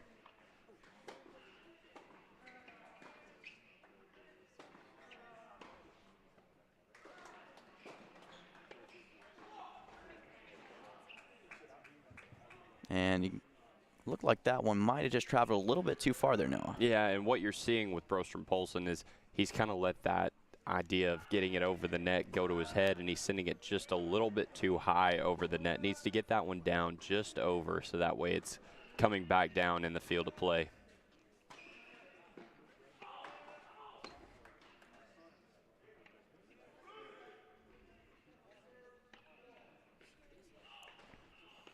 And that one, again, kind of just took a little bit of an odd bounce off of the net and went way up in the air out of bounds. So this net's playing a couple tricks and having a little bit to say about who gets the advantage in this game, huh? Absolutely. Don't forget the net. It's there, and it will impede the progress of the tennis ball. So, and like I said, Oscar has been something he's been trying to overcome in this game.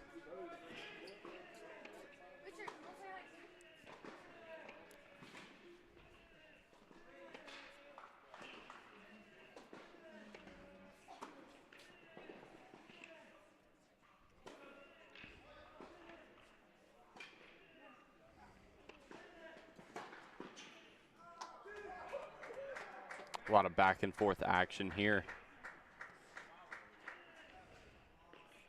Oh my goodness, what a play that was. Did you see how he just was able to sidearm it across? Yeah, really close play there on the edge of the white line, as Brostrom-Polson was just in defense mode up that close to the net, but really a big tone setter. Again, just seeing the dominance on that up that close to the net. We didn't see it a lot from MTSU this morning. We saw it a lot from Tennessee Tech, but as we've gotten later into this match, we've started to see the tides kind of turn and favor the Blue Raiders a little bit more up close to the net. Blue Raiders giving the Golden Eagles a taste of their own medicine here. And that one will fall into the net, and a little bit of frustration there for Oscar as he'll regroup. But also I've noticed a lot with these hits, we've seen a lot of spin from both of these players. And spinning the ball is so huge as well because it misdirects and takes the ball away from where you would expect it to be. Absolutely. We're still looking at a 3-3 first set score here on court number 5. Checking in over on some of the other courts. On court number 1, the Blue Raiders hold a 5-2 lead. On court number 2, Francisco Rocha is taking care of business as he was able to capture the breadstick, as we call it, a 6-1 set victory. Looking at a 4-3 score on court number 3, a 4-2 score on court number 4, both of those in favor of the Blue Raiders. And on court number 6, we're looking at a 3-3 score as well, like we were looking at here on court number 5, but now that'll turn into a 3-4 Tennessee Tech lead. And we'll go over to court number 1 now, where we'll check in on Stein Slump once again, who holds a 40-0 lead here in the 8th game of the first set, holding a 5-2 game lead. And it looks like he just closed it out, so Stein Slump will take a 1-0 lead here with a 6-2 victory. Very nicely done. And we'll switch over to another court, but I think we're seeing mixed fortunes for both teams. But remember, MTSU with that crucial doubles point early really going to help them out. Definitely. And, you know, we talk about it all the time here on the MTN Sports Tennis broadcast. We talk about the importance of the double point. It's always something that Coach Borendame has reiterated to us time after time, as now we're looking at Francisco Rocha over here on court number 2. That doubles point, it's a tone setter, and it's huge. And especially when you talk about these Power 5 teams that MTSU has been playing as of late, you know, those doubles points are, they really are crucial, as Francisco Rocha is able to capture the victory over there in the first set on court number 1, or excuse me, court number 2. Yes, indeed. And we're going to be heading to court 5 here momentarily, so Stein and Francisco both picking up early victories. Yeah, and it seems like all other courts right now are in changeovers or in between sets. And, yeah, so we're right back here where we started on court number 5 with Oscar Brostrom-Polson. Oscar will, oh, nice catch there with the racket. Kind of Odell Beckham'd it, and he'll head over to the left side. A little over-the-shoulder action. You love to see it. Love to see it. You talked about just the difference between the receiving and the serving, and you can see that the Tennessee Tech player, he's out almost completely out of the screen when he's returning some of Brostrom-Polson's serves, just because, like we said, he's done his homework. He's got his scouting report, and he knows about the velocity coming on Brostrom-Polson's serve. Well said, and we've seen a lot of that here so far. Some players like to play up, some like to play back. It really depends on who you are and what your preference is as a player. And like I said, also comes down to film and scouting. As we'll head over to Hollis and Rodea, currently in the middle of their game. Hollis with a 5-2 advantage here. And we'll see a Hollis serve from the right side. That one will fly innocently into the net. Second serve to follow.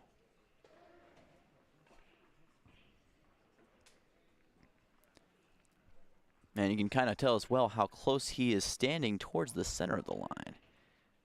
And that one looks like might have just fallen out of the way, but a lot of times players will adjust between the first and second serves as far as their placement on the court. Some prefer serving it from the corner, others prefer kind of center court of the line. And that's something interesting to note as well.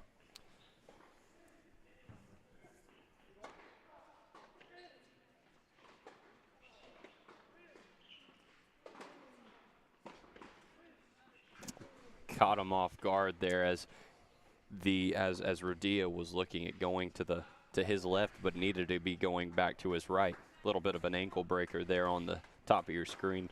Absolutely, that was the closest thing you can get to an ankle breaker here in tennis, as he was just able to sidearm it through.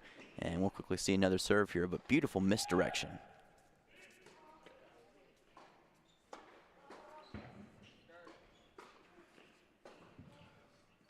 And got him again. You could see that one coming. What a beautiful play right up against the net. Pinned him one way and then struck the other way. Great shot there from Hollis. And another thing to note as well, he kind of put Rodia into a corner. He was kind of put him so far into that left side that there was really nothing he could do when he turned back right.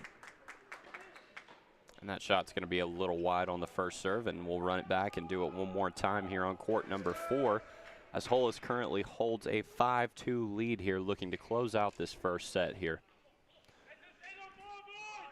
And as he says, that is a set on 4. And that'll take him up to a 6-2 lead, and he'll be looking to. Statement made there for Hollis. Now MTSU with 3 Game 1 victories here in the single sets, and that is going to be absolutely crucial. If they can hold out the results in all those games, they will take victory here. And let's go check in on Chris Edge over on court number 3, as he currently holds a 5-3 lead in his first set. Chance for MT to take 4 singles Game 1s here, if they can close this out. Of course, Chris Edge is a guy who knows all about closing things out. We saw how he did it earlier in the doubles game, and trying to do it here. That one will slide away, and they'll swap sides of the court here.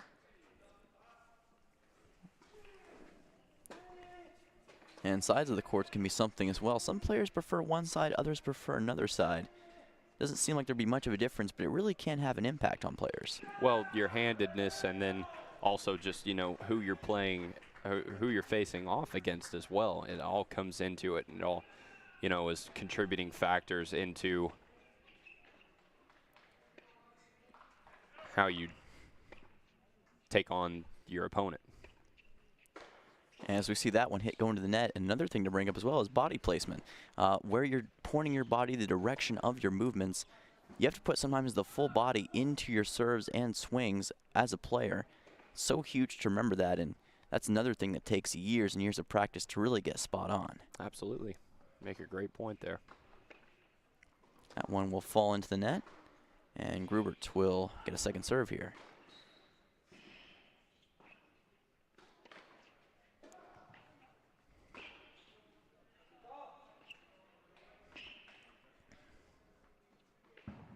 And Chris Edge with a beautiful finish right there. Great shot there from Edge. That'll level it out here, 30-30 in the 9th game of the first set. And you kind of saw he motioned towards the ball. He kind of knew where it was coming. Loved the way he put that as well, as he'll regroup and head towards the back line, but in a position here to close this thing out, like you said. Serve coming up here from Grubert. Looks like over on court number 1 right next door, we just saw Stein Schlump and his opponent go shake hands on the left side of your screen, meaning that that first set has been captured for the Blue Raiders. So MTSU with a 2-0 lead overall now, and that shows just how quickly Stein Schlump was able to take care of business. And meanwhile, set point here for Chris Edge, chance to make it 1-0 in his set. Grubert wants to avoid that happening if at all possible, but Groundhog Day continues here on the court for Tennessee Tech. Not going to go that time. Tech having to use a amount of second serves here today. Oh, and that one won't go either, so that will, looks like, as we'll regroup here for a second, but according to the scoreboard, should decide it.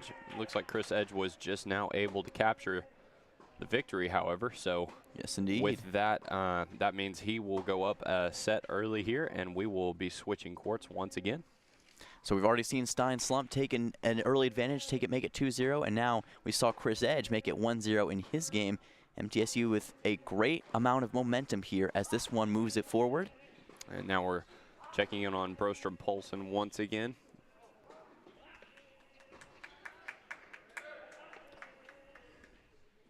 And we checked in just a few minutes ago and saw a 3-3 first set score, and now we're looking at a 4-4 set score. So still a lot of back and forth action going on over here on court number 5. Potentially the most tight singles action here so far. Both players able to really magnify themselves to an incredible level, and love the competition we're seeing between these two. And again, another left-handed serve coming up here from Vicente.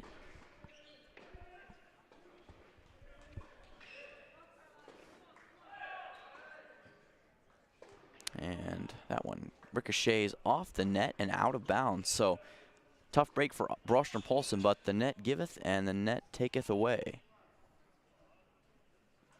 And a little lull in the action now. Looks like Oscar will head back out towards the right side.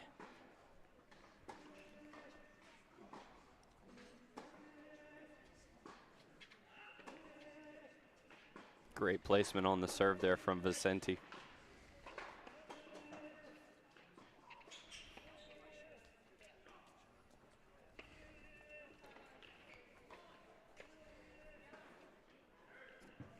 And that one will again fall into the net for Oscar. And it looks like that one will head back over for Vicente. And you can see Oscar not happy with himself on that one. Just a little frustrated as he was unable to get that one over. And frustration can be a motivating factor, but it is important as a player to not let it encapsulate your game and overtake how you're performing on the court. No, he's going to be just fine.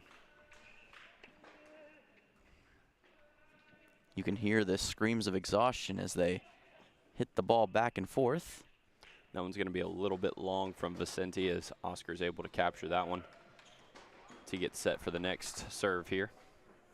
More action coming here from this one, and Vicente will hit it from the right. Vicente, a lot of high velocity balls as well, really emphasizing the speed game. And that one will fall into the net. And you see he's trying to favor that mid-court kind of serve to where he's getting it right inside that white line. And there on that second serve, played it a little bit safer, trying to just center it up as he's unable to return that one. And we'll go to a change over here on court number 5 as Broström Poulsen takes the point there. And he'll go up 5-4 in the first set. Yes, he will. Huge one there for Oscar as he kind of had to fight for that one, but really did a good job of countering what Vicente gave him. And we'll see what happens in that game momentarily, but we're going to move over to more courts here in just a second with some really high-octane action. Set number 1 summary from play site here on court number 3. As you've seen, Chris Edge has been able to capitalize on 100% of his break points, scored 3 points in a row, and has 3 total points, 1 here. And a nice turnaround for him as well because he was struggling with break points earlier on. So he's really done a good job. Although it's just been 1, the fact that he has captured that one shows that he's improved in that area. And he's out to an early lead here in the first set as he's already up a game and up 15-0 here in the second game here after capturing a 6-3 first set victory. So looking to close this one out in straight sets is Chris Edge over on court number 3. And Edge will receive this right side serve from Grubert. And that one goes into the net, so we just checked in on Broström Poulsen. He's at a 5-4 lead, and that's the same situation over on court number 6 with Pavel Model as well. Looking over at courts number 1 and 2, looking at a 0-0 score in the second set on court number 1 and a 2-1 score in the second set on court number 2. On court number 4, we're looking at a 0-1.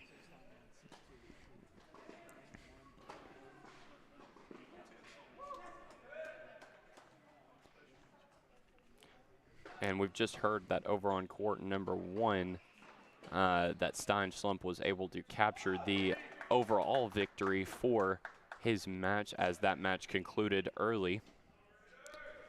Yes, it did. And looking back over towards the statistics you can see on the scoreboard there, like we said, break points there for Chris Edge, 3-3, 100%, up 40-30, trying to make it a 2-0 game.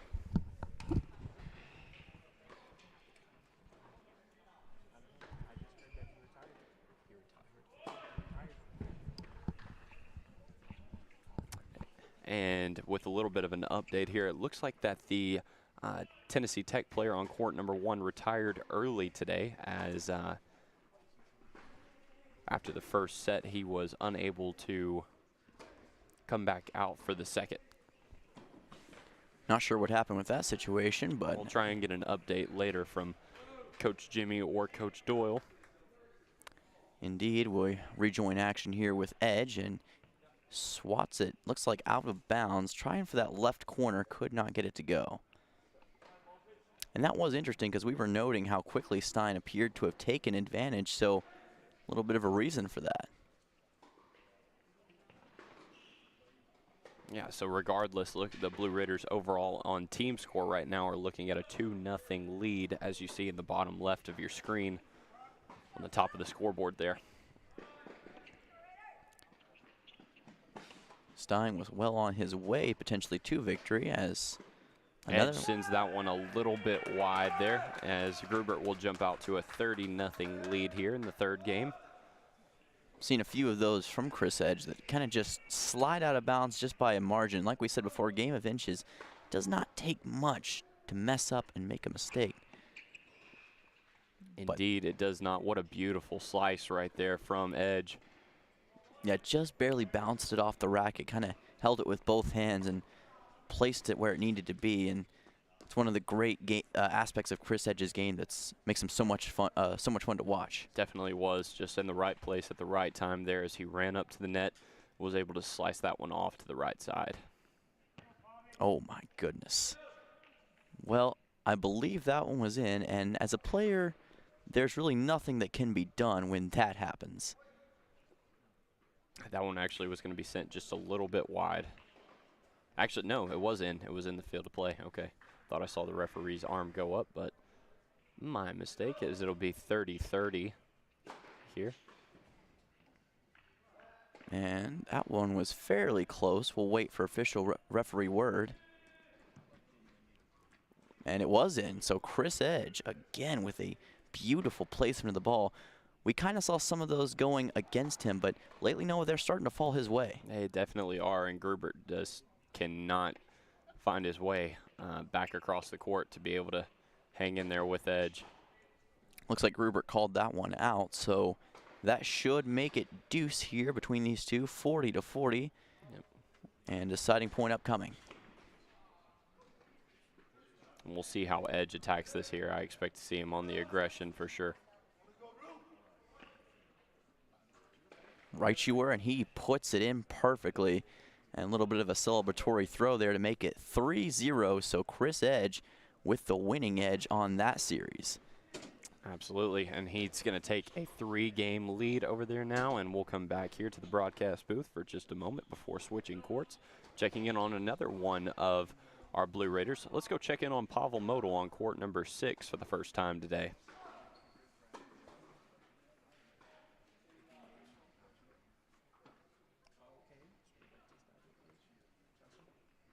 And there is Pavel in the middle of his action already as we speak. Up against Jessica.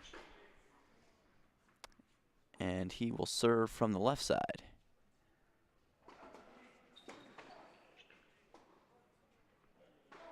One falls out of play.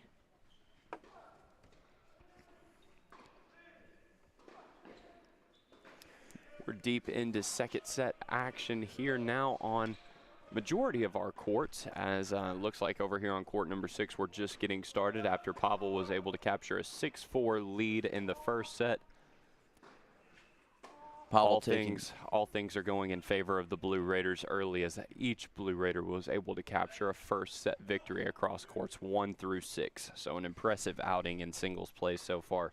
Definitely looking like their true blue form here in singles play. Very much so, true blue. And we're going to see quick stall in the action here as that one will fall out of play. But like you said, and good to see that as well out of Pavel, who was having a little bit of a struggle early, but made a nice comeback and was able to take advantage of that one. So the Blue Raiders, I think, were having some trouble early, especially in the doubles, but have made a nice rebound. Definitely, well said. And that one will be long there from the Golden Eagle, as Pavel will be able to capitalize once again on that. And of course, it's been a busy week, not just here with tennis, but also around MTSU in general. High school basketball championship games were played at Murphy Center this past week, and Very, very good games overall, and we saw some last night as well. Lots going on in the world of Middle Tennessee sports right now. Baseball season just fired up. Conference USA basketball tournament going on down in Frisco, Texas at the moment. Lots and lots going on. MTSU is a busy college, but a college of great excellence when it comes to athletics, and showing it right here, especially with MT men's tennis. And we see a change over here on court number 6. We'll go elsewhere with the action, as we'll try and find one of the courts with ongoing action going. And we're going to see what the latest in terms of the updates are with that one. But like we said, MTSU has found their footing, it appears. So we'll see if that translates to the next game. Chris Edge and Grubert.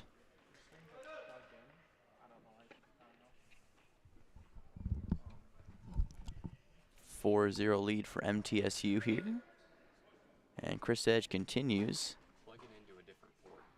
up 15-0, and an opportunity here as well to finish this thing off in 2 more games. He has been absolutely dominant in the second set.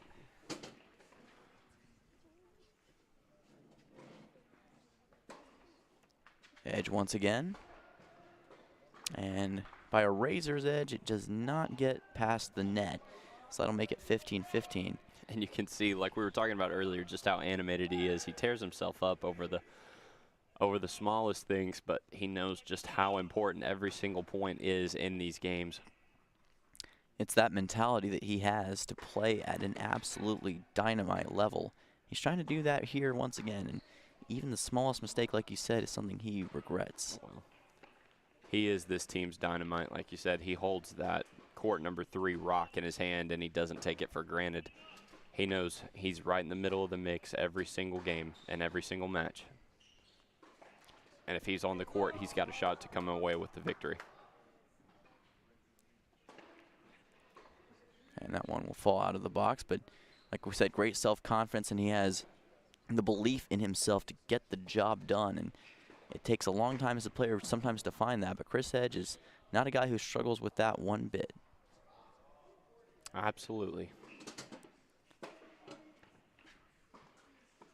Ooh, just skipped into the net. That would have been a beautiful shot, though. The form on that was just fantastic. Beautiful form. We kind of saw the fluid motion of the arm that time. Looked like it was headed to parts unknown, but not quite. Heads right back into Chris Edge's side. And now a 30-30 tie game. He'll head over from the right side. And there's that center position once again. And I believe, again, a beautiful serve by Edge, as it was, again, Grubert, nothing he could really do in that situation. Edge makes it 40-30. 40-30, looking to take a 5-0 lead here in the second set. And I believe he just finished it off. What a set of serves by Chris Edge. And that'll make it 5-0 in this one. So one more game, and Chris Edge will make it 3-0 MTSU as well. So, Noah, things are really coming up Blue Raiders right now. Oh, absolutely. And we're going to go check in on another Blue Raider here on court number 5 who is getting it done. That's Oscar Brostrom-Polson, as he took a 6-4 first set victory. And while he's currently trailing here in the second set 1-0, I expect he's going to be able to get it done, no problem. Like the FedEx man, he has been delivering so far, and Oscar is a player who improves as the game progresses forward. And that's something we see out of a lot of players, is progression through struggle as the games move forward. And Oscar Brostrom-Polson, really a great example of that. But you want your guys to perform at the top level when it matters the most.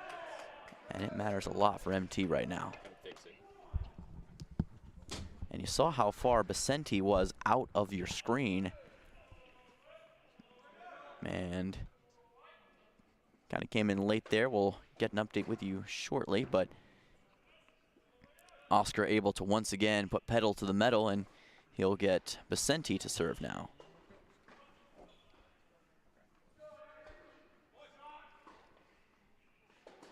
Vicente will get ready for his next serving opportunity.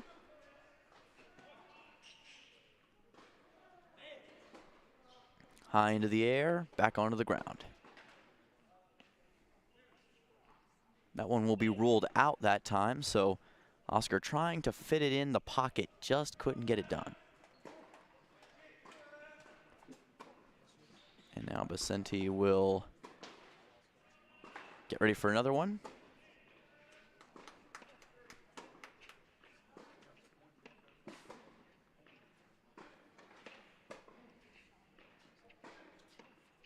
Beautiful shots and form.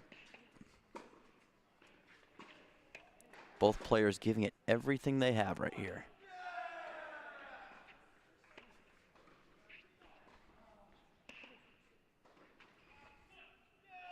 And the man who made a mistake was Brostrom Polson as it falls into the net, and it will be Vicente who gets the better of him. And that will hand the ball back towards him, but a real marathon volley between those two, and really it was going to come down to who made a mistake first.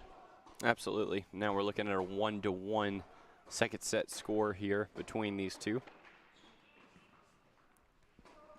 And Oscar did take the first set as well, so he's in the catbird seat here at the moment. And again, MTSU is already sitting on that 2-0 lead after the early ending to the match on court number 1. Yes, as Hollis had to exit early for reasons we will try to discover as time moves forward. And we'll move back over here with Vicente as he will serve over from the left side.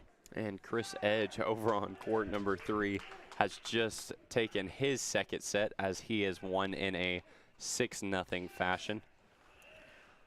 Chris Edge, a beautiful display of tennis, as in his 15 games, he won 12 of them in the singles setup, and now that should give MTSU a 3-0 lead overall. Now just need one more victory to clinch this game.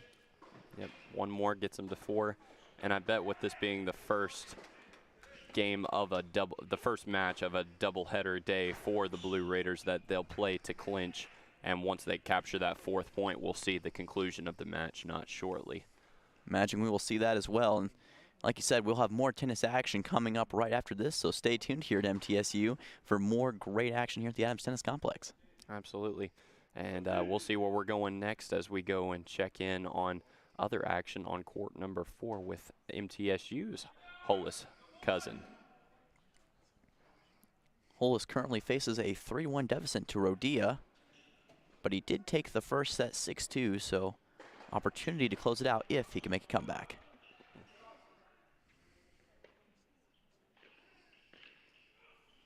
And not going to be able to do it that way. Kind of slid on his feet for a second and almost looked like it displaced the shot where he wanted to put it. And that will lead to a swapping of sides, it appears, and that should give Rodea a 4-1 advantage now. As we'll head over to more court action here in just 1 second, but a little bit of a struggle there on that court. Absolutely, yeah, we're seeing a lot of back and forth, we should say. And we're seeing that over on court number 4, and we're also seeing that on court number 2 as well with Francisco Rocha, as he currently trails 4-3 after having a pretty dominant first set there with a 6-1 victory, but facing a little bit more adversity this time in the second set. Momentum is a strange thing. It can change on a dime, as it did there for Oscar Brostrom Polson. We are back on court 5, as he is able to take great advantage right there with a beautiful corner shot that would make a pool player happy. And he's holding that 2-1 victory, or 2-1 lead, I should say. 2-1 advantage on court number 5 right now in the second set. And that one looks like it fell outside the bounds. We've heard Coach Jimmy talking about Oscar as a kind of a crowd pleaser, if you will. He really feeds off the energy a lot like Francisco, and I think that's one of the reasons why they mesh so well together on the doubles court.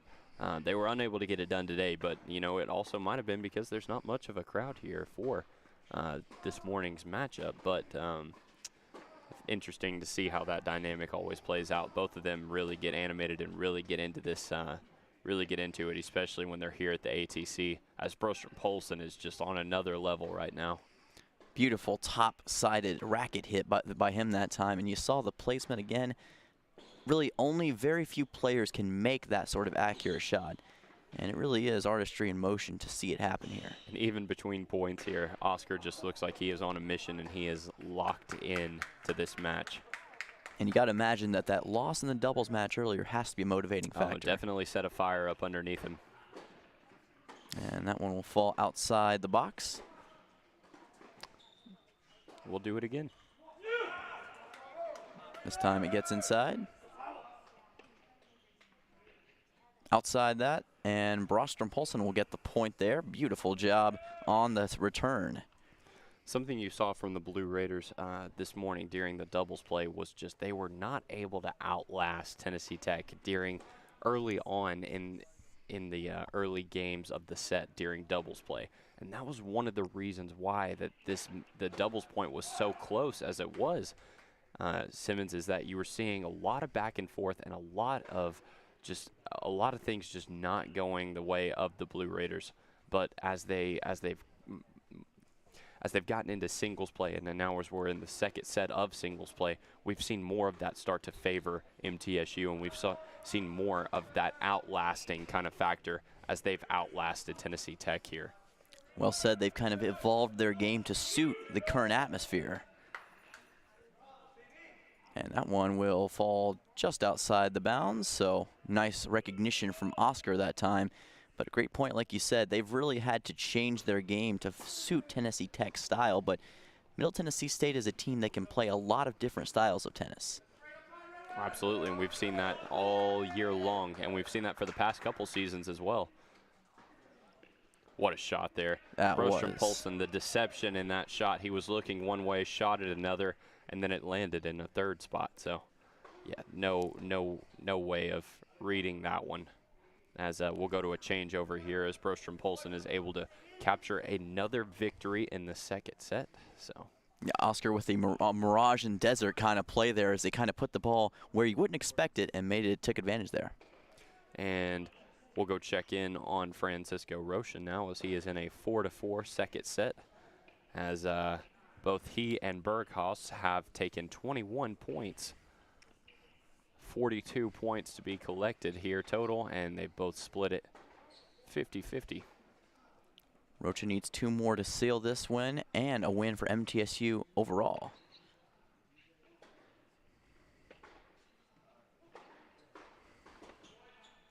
And like you said, don't expect it to play out beyond this game potentially if this is the deciding one due to the doubleheader of today. Look at the similarities between these two playing styles. They're very, very similar, and that's why they've matched up so well against each other here in the second set, as they've learned that their styles are very similar. You can see it in every single shot going back and forth. Great point. The hitbacks, the fluidity of the motion, and the recognition of where the ball is going to be. Very similar playing styles. As Berghaus is unable to get that one over as he was trying to put it on just over the net, but was unable to do so. Headband strikes again there, makes it 15-0 as Francisco Rocha able to outlast Berghaus. And again, we discussed earlier how long some of these volleys would go. Rocha, again, has really adapted well. We saw him struggle a little bit earlier with the doubles matchup. Not so here in the singles. He was just saving it for the singles play. He knew he was going to be in a clinching spot, and here he goes. 4-4 second set. This is where he shines the most. If you're looking for a closer, I think Francisco Rocha, more than anybody, really fills that hole well for MTSU. Well, you've got quite a few closers here on this team. It doesn't really matter who's in that spot. They have confidence in all of those guys. When it comes to Pavel or Stein or Rocha, like you're talking about, or even some of the younger guys like John Chin or Broström Poulsen, even, yeah. Top to bottom, these guys can get it done. And that's something you really like to see from MTSU is players with the complete package. They can play so many different styles and fill so many different roles. Really makes the team better as a whole. As looks like Is that Coach Jimmy, I believe? It is. Going to swap courts, and good to see him always supporting and coaching the players, even in the middle of the game. One of the few things you can get in tennis that you don't get quite as much from any other sport.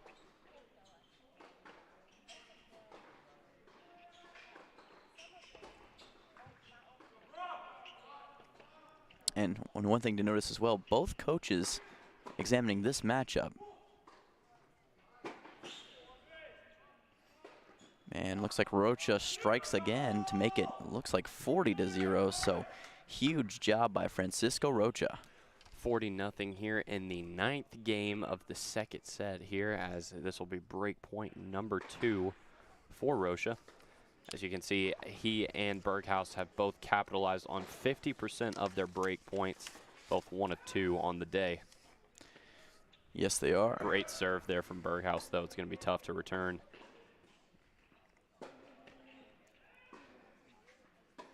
And not enough on that one for Rocha, though, as it'll go to a 40-15, and we'll run a break point again here. And like you said, Rocha was in a bit of a tough position anyway with that first serve and hit back. It was going to make it hard for him to really return it the way he would have liked regardless. And both players, again, very similar in their play style. Definitely.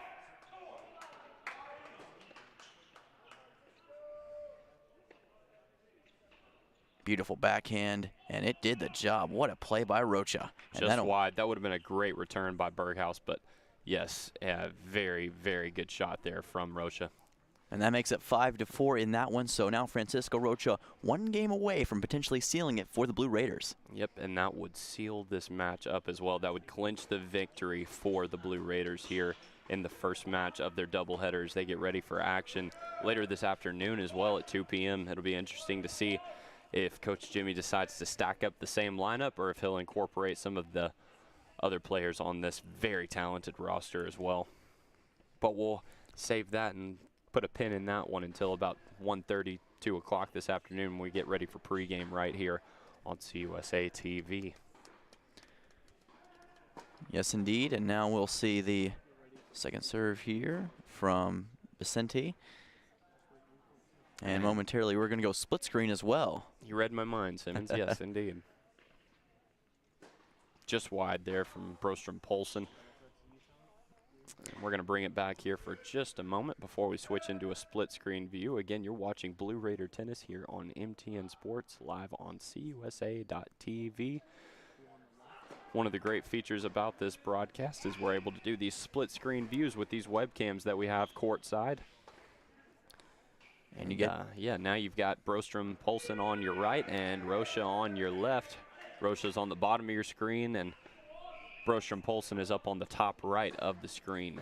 And Rocha is looking to clinch here on court number 2, and Brostrom Polson's not far from it as he's got a 3-1 lead right now in his second set as well. And either one of these, if won by either player, would clinch it for the Blue Raiders. Definitely. It's just a race to the finish now.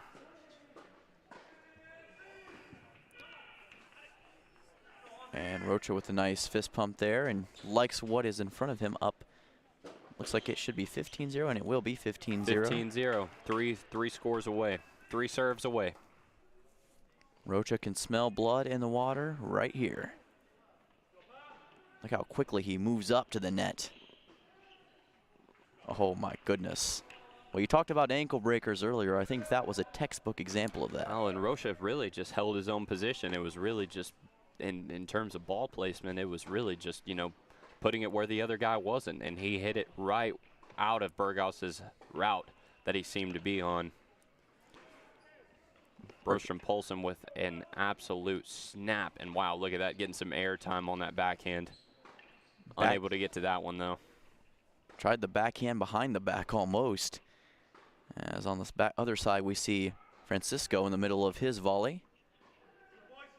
And we've seen just how long these two can go. Absolutely, and you see how deep Francisco is playing right now, and this is where it gets dangerous on the defending side. That's why he goes to that backhand to try and get back in this as he tries to make up some ground, but that's where you fall short sometimes and you're unable to get it over the net. And that's what you saw there, as it'll go to a 30-15 advantage for Rocha.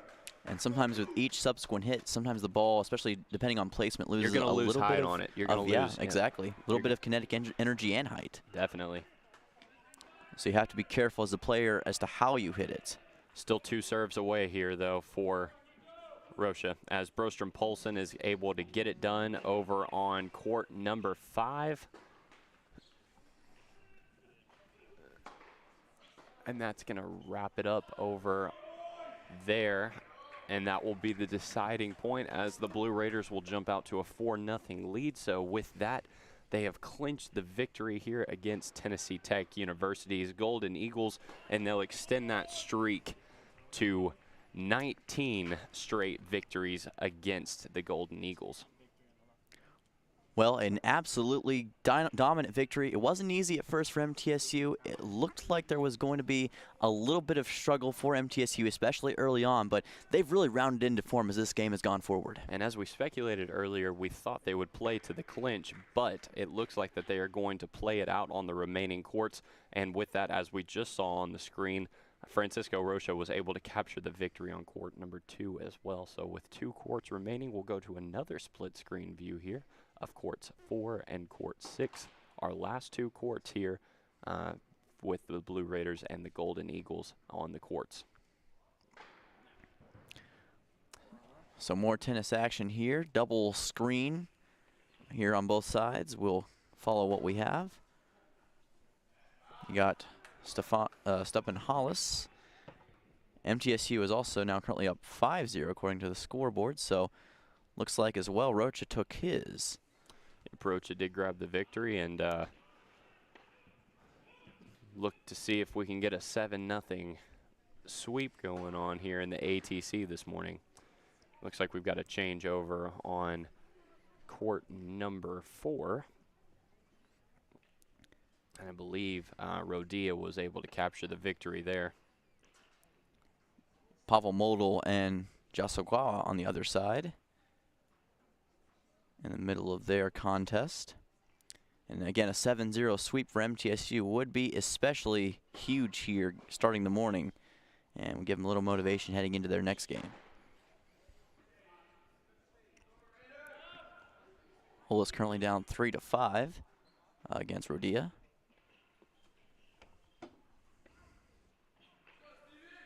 Meanwhile, a nice point picked up there by Pavel Model, as he is able to just sneak it in the corner, and a great example of what he's able to do as a player. And we'll see Pavel retreat towards the back. Meanwhile, on the left side, action about to resume between Hollis and Rodia.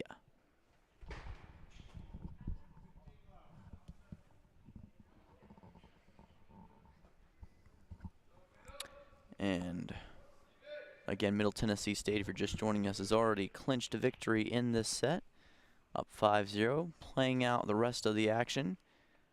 And this is always good, especially to get experience for players and get some more action before the game gets going. Yeah, so again, in a match that started out with a very surprisingly tight doubles point, we've seen the Blue Raiders just have this very much in hand throughout singles play, just looking like a completely different squad coming out of the break between doubles and singles.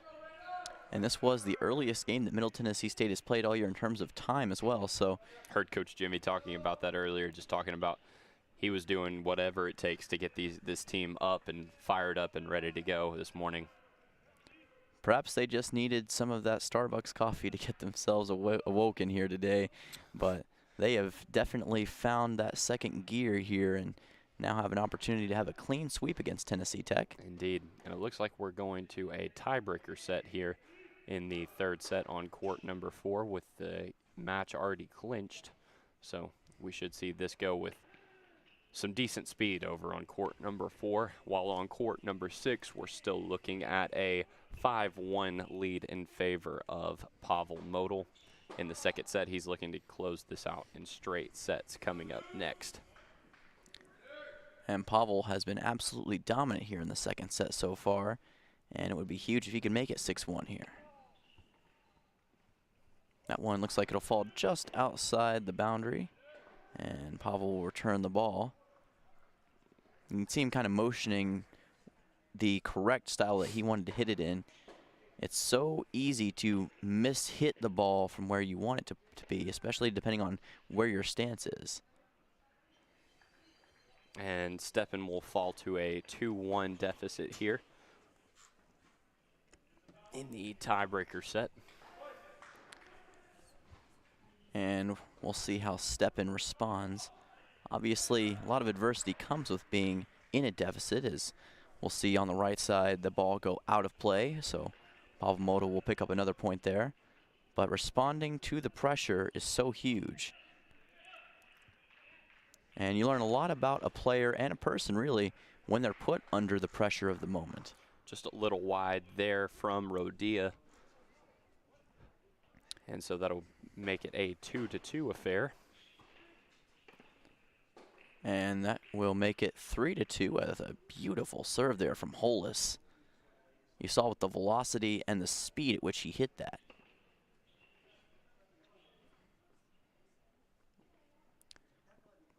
And lulling the action for both courts now. Again, Hollis up 3-2, and Pavel Model with an opportunity to close things out here. And looks like he might have done just that. As he'll be handed the ball, and well, I'll take a break. And actually, I believe, yep, over on Pavel's court. Yes, looks like it's Tennessee Tech was able to get a point back and make it 5-2. My apologies, 5-2. So job not done yet for Pavel. Yep, indeed. Still got a little bit of work to do. And Pavel, of course, knows a lot about finishing the job. He's been put in those positions, as has Hollis. We'll watch him over on the left side. Beautiful backhand there. And that one will go into the ceiling. It'll be a 4-2 lead now for Hollis as he's up a mini break over on court number 4. And Hollis really boxed in Rodia with that shot as he forced him to retreat towards the back. And it's very uncomfortable for a player when you get a ball thrown right at your legs. Really nothing you can do, and I think that's what we saw Rodia have to deal with. And that's a position as a player you do not want to find yourself in. You want it to be to the side or towards the back of you at the very worst. And looks like... Great shot there from Pavel. Indeed, that was a close one, but Pavel just perfect placement that time. And he is a master strategist when it comes to putting the ball in that position. Nothing that Jasagawa could do. He had that one set up for him very well, definitely. A little bit wide there on the serve. We like the idea, though, from Pavel. And a lot of times players will experiment with that first serve to really see what is possible.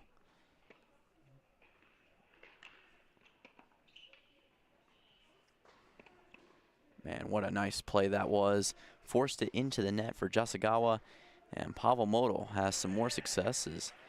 I believe that will make it 30-0. Check back with that in a second. Meanwhile, on the left side, Rodia and Hollis already in the middle of action. And heard Hollis roll it out. We'll see what the ruling is.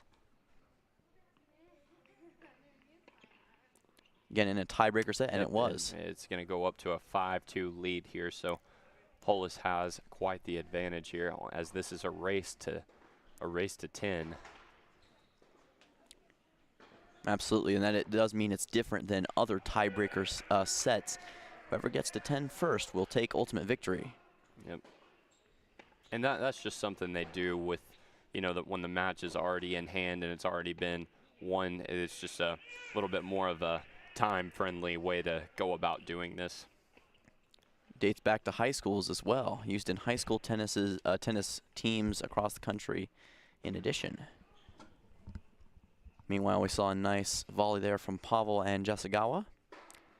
And Pavel will head towards the right side. Yep. Pavel still holding that 5-2 lead over on court number 6. And on court number 4, Steppen holds a 6-2 lead on his way to a 10-point tie break. Pavel with a really close serve that time. Meanwhile, we see Hollis. Beautiful volley.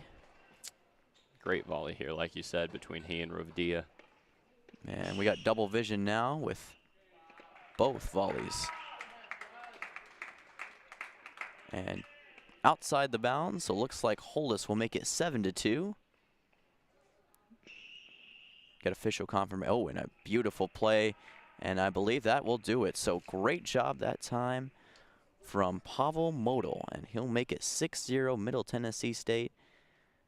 And a beautiful job as we'll head single screen with Hollis, who's up 7-2 as of late. So Middle Tennessee State, a complete team performance, Noah. Oh, absolutely. And, you know, we'll see if Hollis can get it done here in the 10-point tiebreak. And it looks like he's going to, as he's just 3 points away. But 7-0 victory here would be a huge tone setter going into the second match this weekend, or the second match on the day, I should say, for the Blue Raiders. It was a great shot there from Rodia. Just had a little bit of a backspin on it to where it was going to be a tough one to play for Hollis on the bottom of your screen. Backspin is in the nightmares of tennis players everywhere. Not much you can do whenever that is coming right at you. Yeah, definitely not. And of course, March Madness in full swing for basketball, but we've got some March Madness of our own right here, and excitement has been there. Even with it being an early Sunday morning, you can still feel the passion and the intensity these players bring to the court, and one of the reasons why it's one of the great spectacles, especially here in Murfreesboro. Absolutely. Hollis up 7-3, chance to end this thing right now.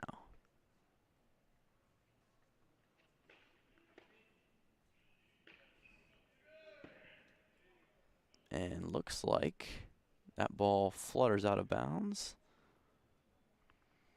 Awaiting the pending ruling, and it will go in the favor of Hollis, 8-3.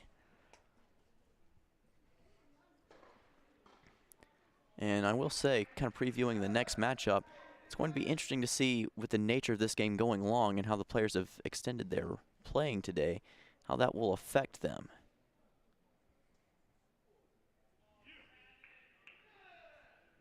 Yeah, you make a good point. The MTSU will be hosting Bellarmine later today at 2 p.m. here at the Adams Tennis Complex, and you know, with this matchup, they'll be. I mean, Bellarmine sitting at 4-6 on the season. You know, they've lost 3 of their last 4 coming into this one, but they've got a chip on their shoulder, and everybody is putting stars next to this matchup here at Adams Tennis Complex when they're coming to town to play Middle, and so. Again, not a team that you want to just write off and say, okay, yeah, you know, they've lost 3 of their last 4. These guys have had a tough schedule as well, and as the great definitely somebody that you want to make sure you're playing your best up against. As the great Jim Ross would say, I would expect it to be a full-on slobber knocker, and that will do it. There you go, and that's going to clinch it, and that'll make it a 7-0 victory as Hollis is able to defeat Rodia 10-3 here as the fight song starts playing. Well, an absolutely complete MTSU dominant victory as they take it 7-0. Noah, what an impressive job by Middle Tennessee State, especially overcoming some early adversity. Oh, yeah, and I could tell in your voice, Simmons, you were a little nervous about it going into singles play, but the Blue Raiders were able to get it done as they were able to capitalize, capturing victories on all 6 singles courts, and then essentially just proving that, hey, these guys are in the top 25 for a reason. They're a team to look out for sure. And it was that resilience that has propelled them to this opportunity where they will take this going into their next matchup again, coming up here very shortly. And we're going to bring you more here in just a second. Post-game interviews and post-game analysis coming up here very shortly. This is MTN Sports coverage of Blue Raider Tennis on CUSA.TV. Be back with us here in just a minute.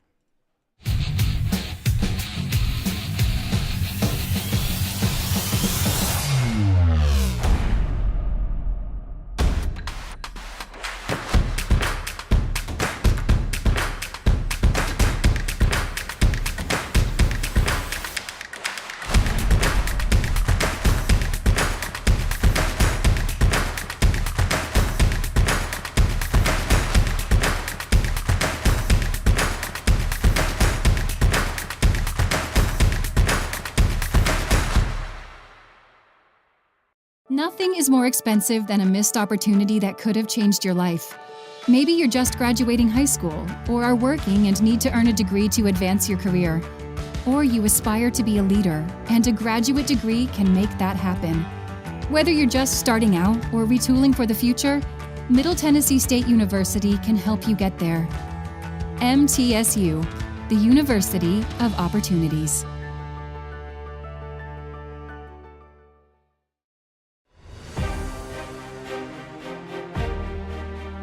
So many men and women that have served, that expected to be able to have their tuition or certain assistance being given to them, and that money evaporated. With the establishment of the general fund is to make sure that all those men and women can get through MTSU and pursue what they thought they could do when they came on back. We're extremely proud that the Predators have identified the need to help make this fund one of the best at our university for our veterans.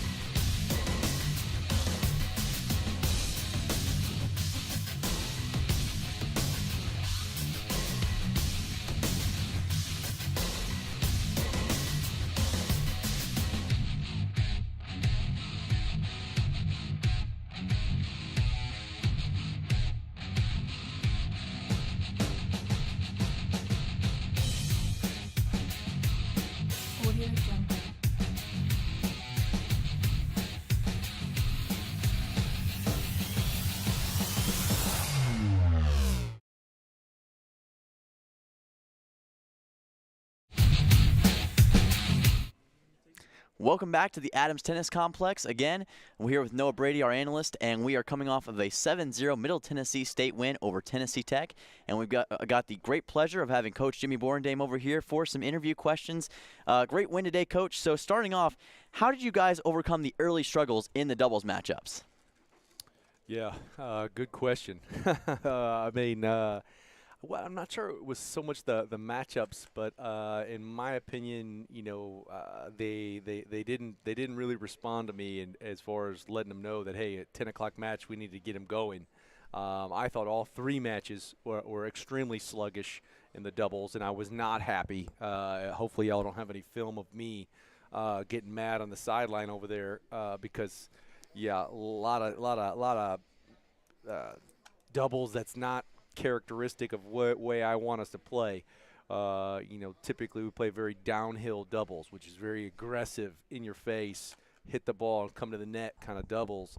And I was just watching touched volleys after soft shots after left and right. I mean, I didn't even know what team that was. So they regrouped. They kind of figured it out a little midway and then found a way to get the doubles point. So we got the job done. Coach, what was the message to the team coming out of that doubles point after that sluggish start like you mentioned, but they were able to capitalize? What was your message to them in the huddle going into singles play? Yeah, if I told you there'd be a lot of bleeps in there, basically wake the hell up.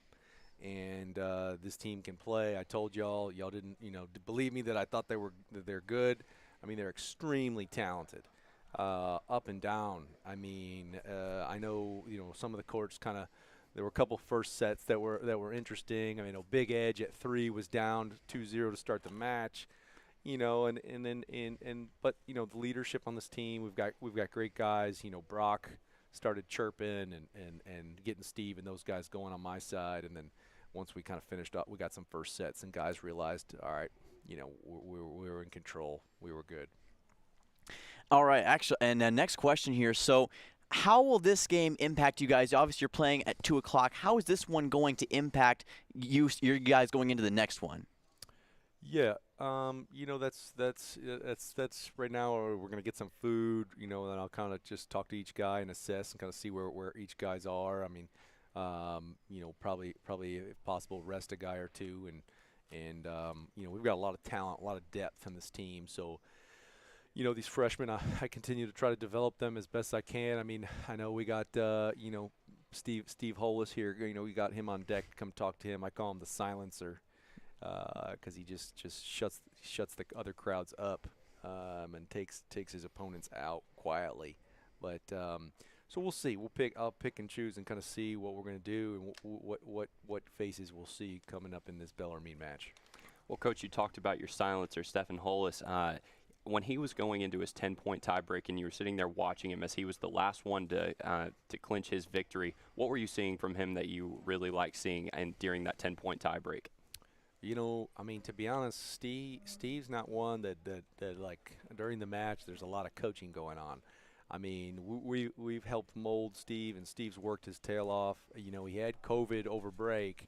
And kind of wasn't really playing his best game at the beginning of the spring, and he's kind of tinkered with a couple things, and he's really kind of bought into the different things that we do on the team, and he's a great leader. I mean, if I tell the kid to do 10 push-ups, he does 10 push-ups, and then if I want him to do more, he'll do more, and he's just gelled with us so quickly and so well. I basically just needed to kind of make sure he was focused and didn't need to panic and was playing his game, and you saw he made a lot of first serves and did his thing. Agreed. Well, thank you so much for this interview. Great insight as always, and good luck on your next matchup, Coach Jimmy. Appreciate it, guys. Thank you. And he mentioned we've got Stephen Hollis on deck. Well, let's bring him aboard here. A great game here overall, and great to have you here, Stephen. And we're just going to ask you a few questions. So, obviously, you had that incredible tiebreaker singles matchup that went for quite a long time. How did you stay motivated through all of those trials and tribulations of this matchup?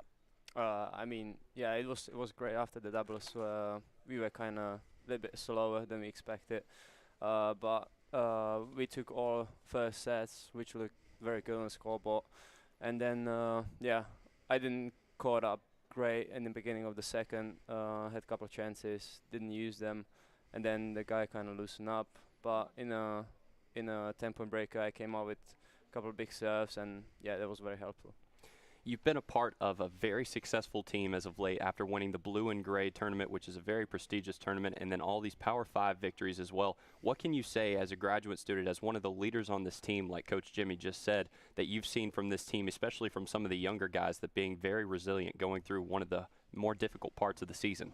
Oh yeah, I mean, Blue Gray was an awesome tournament. I mean, everyone had each other's back. I mean, even the first day was rainy day, so we kind of started late, and we jumped into the singles first, not with doubles. And yeah, we fought hard.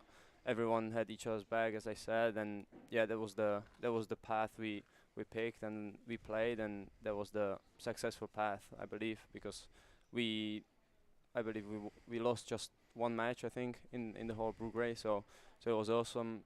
Yeah, played great doubles. Yeah, today we need to look up a little bit back, pick up a couple of things, and yeah, 1 or 2 points there, and yeah, we're gonna be winning much easier doubles.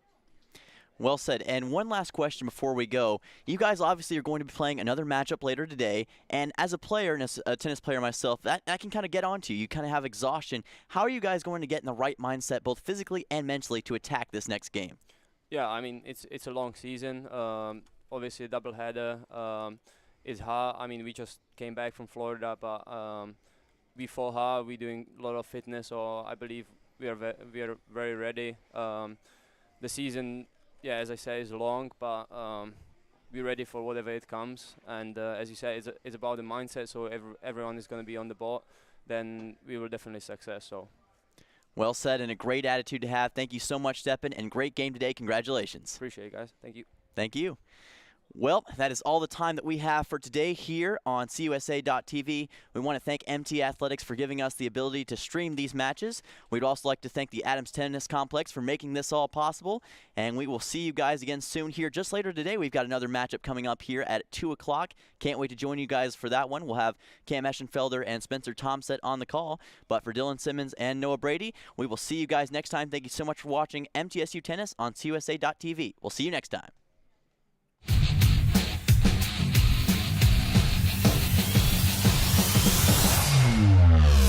Here at MTN Sports, you could say we're a bit competitive. All right, boys, I got a media pass for the big game this weekend. Who's covering it?